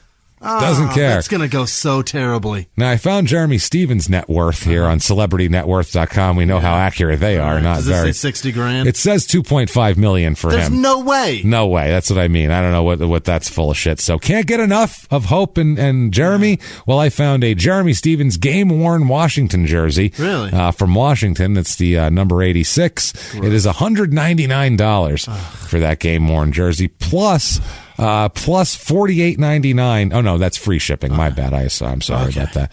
Also found a autographed Jerramy Stevens photo of him on the Seahawks catching a pass. It's a color photo, autographed. $10. $48.99. That's too much. And free shipping. I would say that's a little bit too much shipping. Considering I found a Hope Solo autographed jersey, USA red jerseys, $107.34. What for that? What? Okay. How is her? And then not only that, his picture of him catching a pass in a Seahawks uniform. Who cares? $50 autographed. This is autographed picture of Hope Solo, and look at it.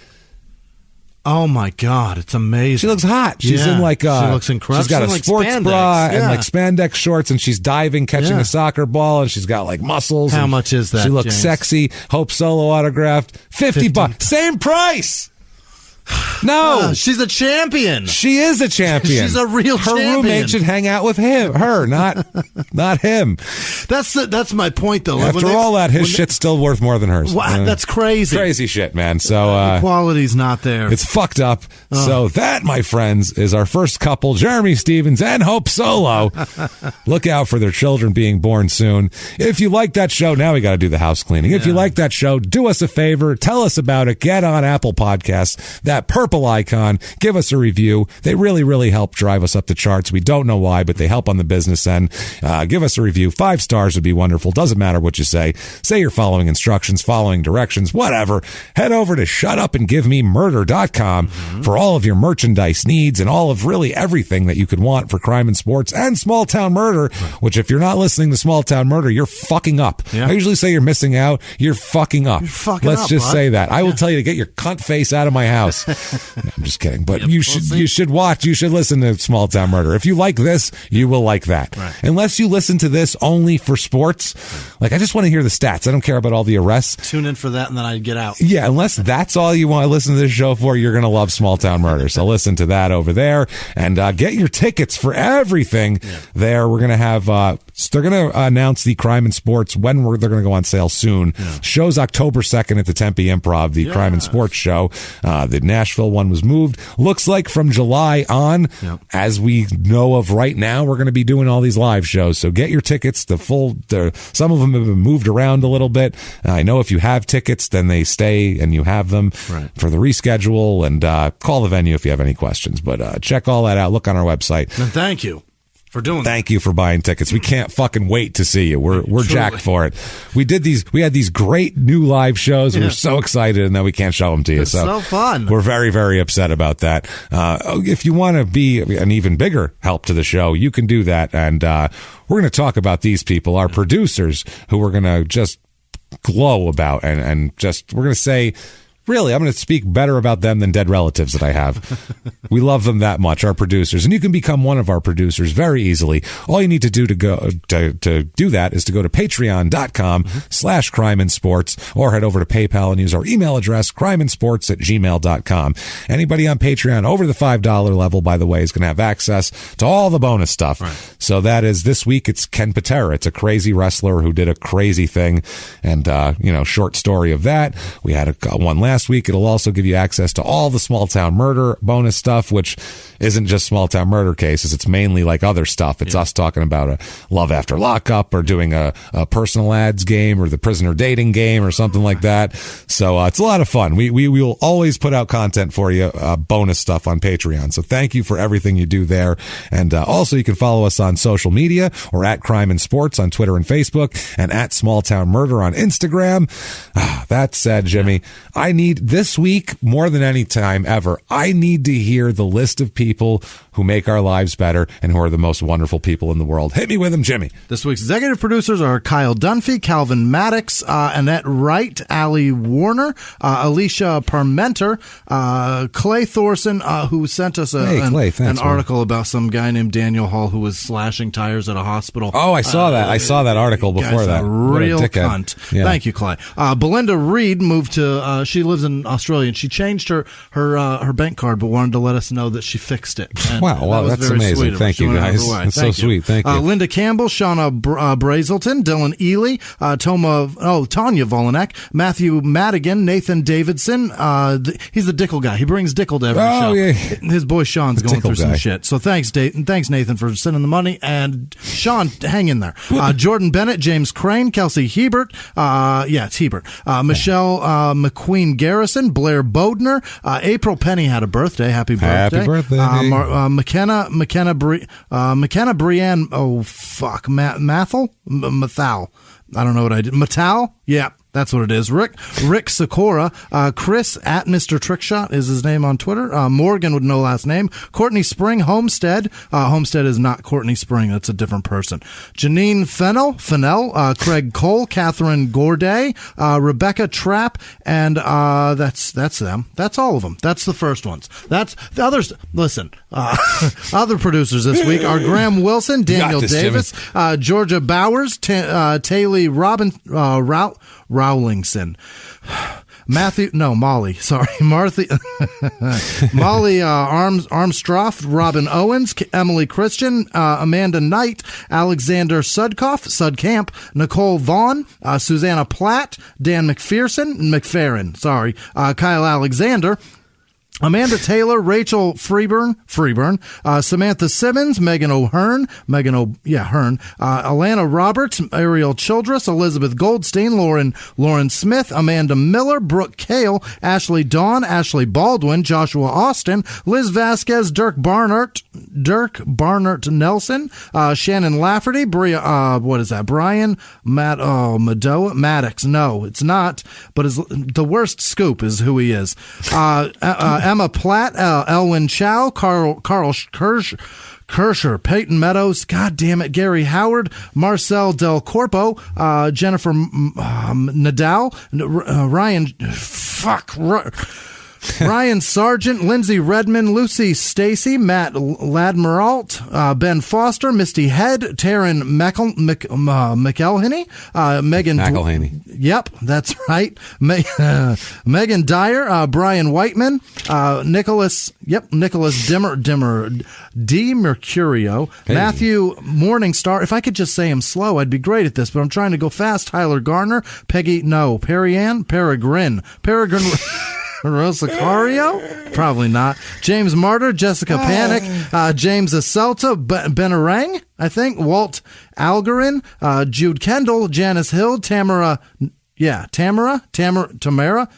Dawn, Moore. That's those 3 words are one name. Tabitha Bryant, Jason Shank, Amanda Wilson, Caleb Ward, Lindsay Hollis, Lauren Demarath, Joe Turner, Matt Moser, Mary Catherine Breedner, Daniel Flynn, Christopher Hughes, Nicole Sullivan, Christer, no last name, Johnny Salamino, R. Finch, Kiefer Slope, Sean Brandt.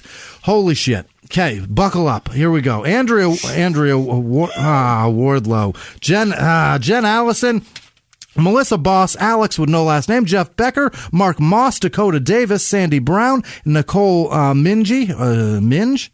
Wagner? Not Minge. No. It's not Minge. Jesus. No. Sandy Brown, Dakota Davis, Breche,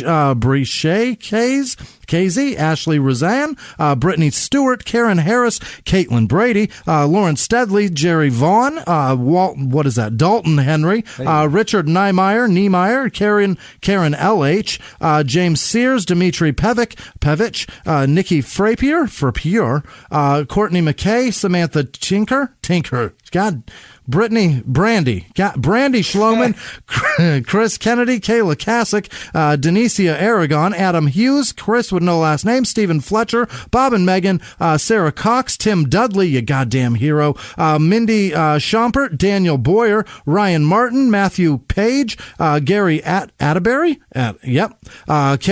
Sarah Cattinger, Ann Spence, Alex Richardson, Alfredo Gonzalez Jr., Richard Monge, Dick Monge, is that right? Dick Monge. Minge. Hey, Dick Minge, Sarah Surridge, Sarah Cattinger, Ann Spence, I said that, Robert Bernstell, Daniel Van Sloan, Nancy Alexander, Pip W., Gordon Bennett, Lisa Atkinson, Zach Hagen, happy birthday, Martina Kunkel, Katie Carlos, Zachary Watson, Debbie Freeman, Bill with no last name, M. Kemshaw, Brandon Bennett, K. Louise Lesher, Amy Bose, Bose probably, Zach Wakefield, Gina Grimaldi, not Gina, Tyler Chevrifils, Andrew Flores, Jordan Vout, Aaron with no last name, Megan Lee, Carly with no last name, Imperial Porge, Grace Chapman, Matt Surridge, Ashley with no last name, Christopher Holtz, Jennifer Perez, Graham with no last name, Gabrielle Munger, Melanie Halsey, Chris Perez, Erica Love, Tom with no last name, that's Thom, hey. Michael Moore, Michael Rucker, Margarita Lascala, I think that's right. Megan Delaberto. That could be one of those Filibertos here. If it was like a deli for white people. Delibertos. Delibertos. Yeah, we got turkey sandwiches and provolone. Christopher Dempsey, Paul Watkinson, Benjamin Burke, Katie Burleson, Jesse Goodwin II, Evil Knievel, probably not, he's dead, Reed Sisson, Kyle with no last name, it's Ryan Robinson, Jennifer Shaw, Cotton Farmer in Arizona, it's a cotton farmer. Kat V, no last name, just a V, Amy Lillistrand, Haley Joseph, that's what it is, Vanya Vinter, Andy Dixon, or Andy Dick's son, maybe? Dick's son? Maybe. John Whiteley, Jared Connolly, Michael Piccinetti, Katie Miranda, Nick Smith, Yeah. April Norwood, Sydney Barnard, Brian Belliger, Laura Trethaway, Margaret Andrews, Curtis Dev, Danielle Borley, Gary Ran, TJ Collier, Jay Elliott, Ray Smith, Chris with no last name, Matthew Taylor, Lenore Hare, Michael Whitaker, Katarina White, Jessica Marn, Ivan Howe, Nick Save-A-Lot. No, Save Land. What? What? I don't know what I'm doing right now. Like I don't know what I'm doing. I get into a groove and then I stutter and step and then I can't get back in. Over, Todd man. Graham, Renee McKinnon, Jacob Walschlager, Brittany Heimer, Joe Batchelor, Sydney Grace, Michelle Dondo, Kim Hobby, Benjamin Carlin, Belle Reed, Matthew Doyle, Nathan Pitts, Andrew Crawford, James Weish, Harley Wilson, Breeden, Stratton, Braxton Christensen, Carol Tomasi, Rat Boy Trevor, Tina Krieger, happy birthday, Valerie Wilson, Tabitha Lilly, Matthew, it's Tammy, Tammy Church. Matthew and Tammy? How do you mix those up? A.T., Blaze Patterson, Dylan Strafford, Patricia Mahomes. No, it's Patrick Mahomes. Sorry. Yes, someone says Patrick Mahomes. Patrick Nick, right, and I called him Patricia. Completely on accident, but also deal with that. Whatever. They got a fucking Super Bowl. Melissa Boutron, Lala, Elizabeth Moore. Moore. Ty Trigger, Dylan Stafford, Alicia Rains, Larissa Harris, Beavis. No, that's Bees. Bees Mama, Bay's Mama. Carlton Clark, Hala Michaela Harmon, Ashley Ann Cooper, Amanda Sartain, Dan Hendricks, Katie Fausula, I think, Fasula, Lisa Neiman, it's spelled like Neiman Marcus, Cody Holgate, Jill Parsons Daly, Shane Benner, Nicole Alfino, I think, Haley Mager, almost there, we're getting close, Brian Bowen, John Sanders, Holly McClure, Justin Christie, Joe, Beth Kromka, Andy Tannehill, no, it's not. Oh, that's two. All right. James Howard, Ryan Gray, Joseph Guerrero, Michaela Hughie, Philip Carruthers, Jason. No, it's Joshua Jean, Randy with no last name, Jacqueline Nathan Pickin, Butterfly Girl, George Wilson, Zachary Pfeiffer, Pepper Kosar, Sarah Young, Adrian Bloss, Jennifer Gibson, Kevin Benedotti, Patrick Murphy, Tommy. No, it's Tammy Rothwell. Shelby Amato. Thomas John Strupp Thompson, Brad Harris, Ryan Teeney, Grace Bowman, Amy Woodruff, Lee Malone, Tony M.F. Sorella, Tom QL, Wynn Jones, Ralph Muraden, Jessica Buchanan, Mats Wyman, Sarah Ireland, Paul Parker, Tyler Garner, Ashley with no last name, Jamie with no last name, Rachel Sutcliffe, Statlick, Jackson, God damn it, Jackson, Russ Palmer, Jason Muraski, Nan Jackson, Vanessa Cosner, Marissa, what is that? Marlissa Wells, Nikki Dean, Matt Moon, Allison Rustvold, Josh Gammon, Hanson Williams, Clark Roush, Dominique Balsoma, Lindsay Lacara, Christy McDowell, Kylie Dunn, Amy Campbell, Eric E.K., Heather Harp, Kevin Gunnels, Emma Martin, Kim with no last name, Emmy Campbell, I said that, Amy Campbell, Megan Gushlaglik, Gushalak, fuck. Schlagwick, I like. I think that's the one. Kevin McCormick, Aaron Day, Anna Slabading Dong.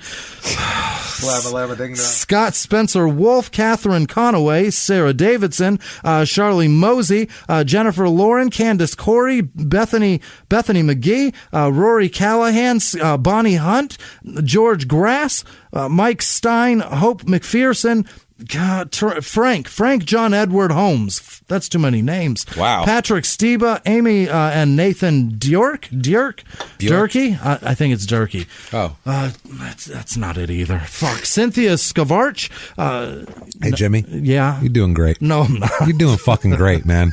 Just, you know what? You're doing fantastic, pal. I'm going to tell you something right now. Somebody emailed me and goes, hey, when you read my name, you read it wrong. But look, I picked this name, and then sent me their name again. They're like, can you say it again? I'm like, I'll give it another. Give it a whirl. It was like Adam Clark or something. I think I called him Steve. Perfect. Doesn't matter. I love it. Nathan Salvatore Corasanti, Holly and Jalen, John Monk, Kim Eschenbach, which is never mind. Amy Hilliard, Lance Troutman, Casey Marzari, Martina with no last name, Derek, what is that? Aishan, CJ Richards, Brandy Johnson, Derek Pacheco, Jonathan Mapes, Lauren Besser, Christina Nunez de Lucas, Robert Kennedy, probably not.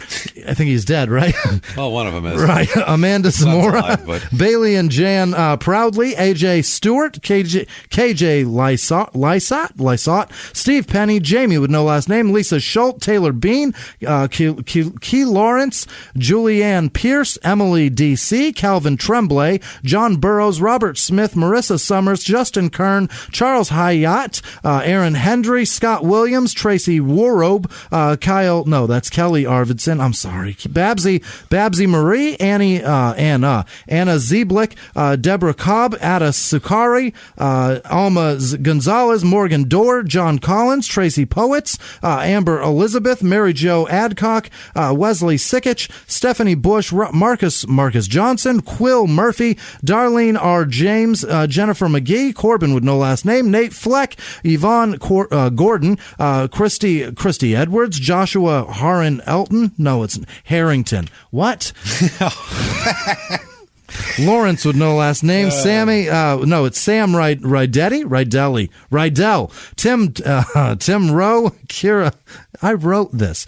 Kira Noputo, I think. Now Puto. Caitlin Myers, Camille Day Camp, Mario Gonzalez, Mike Hughes, Tim Peterson, Jenna Birding, Dina McCullum, David Camilletti, Eli Cade, Chelsea Toplin, Natasha Stemler Hawkins, Rolando Tello, Clayton and Marley, Christina Hogan, Kristen Hollander, Christoph Probst, Charles Hess, Piper LaRue, Mackenzie Fry, Jason Goodwin, home fucking stretch. Hey! Jasmine Polk, Justin Spivey, Exa Quinn, Jordan with no last name, Audi Griffin, Austin Gorman, Tim Weisner, Megan Rochford, Kelly DeRocco, Brandon Clifton, Cameron Bowden, Mackenzie, no, it's Kenzie McCarthy.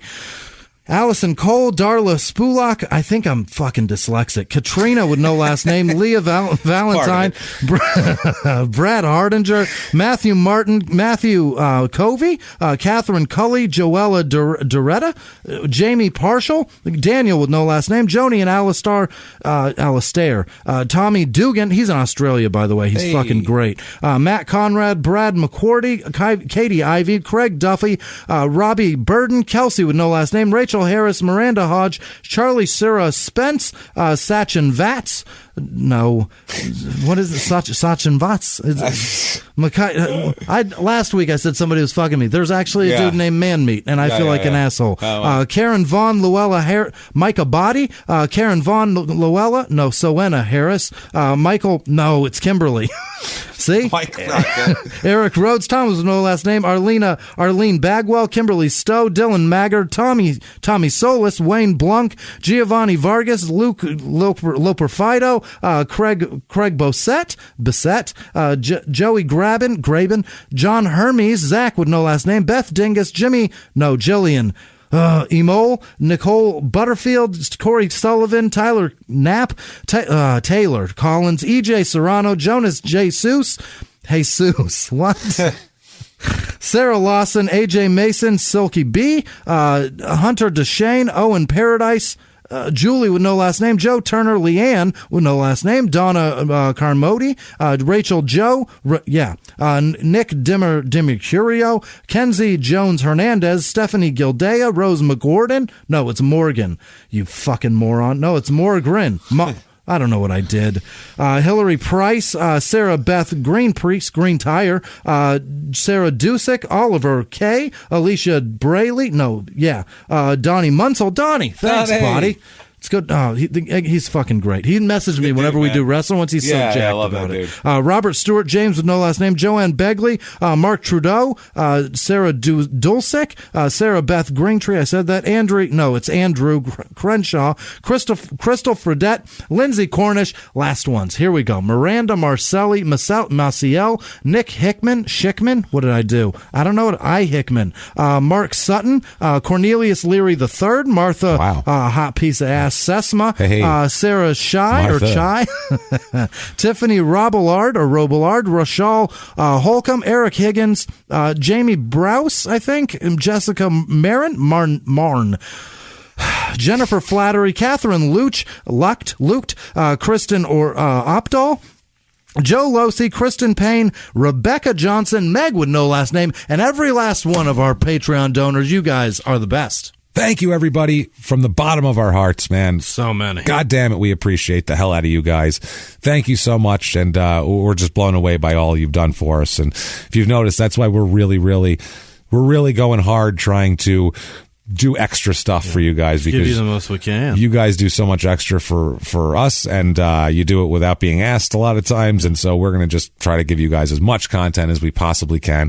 What if people thought you were content and wanted to find you? How could they find you, Jimmy? You can find me at Whisman Sucks, WHISMAN Sucks on Twitter, Instagram, and Facebook, I guess. I don't know, sure. Whatever. But thank you guys so much for keeping everything full, whether it be my pantry for my kids or this this notebook of fucking names. You guys are the best. Thank you so much. Where can they find you? Oh, you can find me at Jimmie P is funny, or just copy and paste my name from the show description. Make it easy on yourself. Don't try to spell that shit. Yeah. And you can find me wherever there. So thank you guys so much for everything. Honestly, you guys have just kept us afloat through this whole thing, and we try not to mention annoyances that are going on in the world, but you've really kept us going through this whole thing. This world sucks. Yeah, we're just... You guys don't. You guys certainly don't. So we're going to try to keep giving you stuff to try to get you through this bullshit, and we'll see you guys on the other side. And that said, live from the Crime and Sports Studios, we will see you next week. Bye.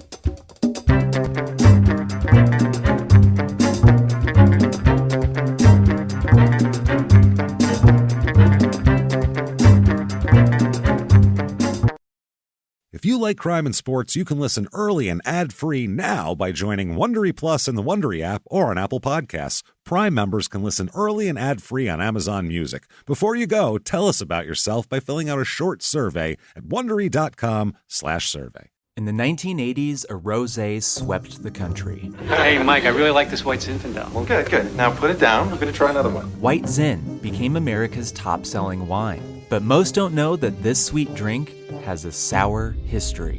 What began in 1986 with counterfeit bottles... A big fraud, a multi-million-dollar fraud. Sent investigators chasing one of the most powerful families in the business, the Licciardis. But the closer the feds got to them, the more dangerous things became.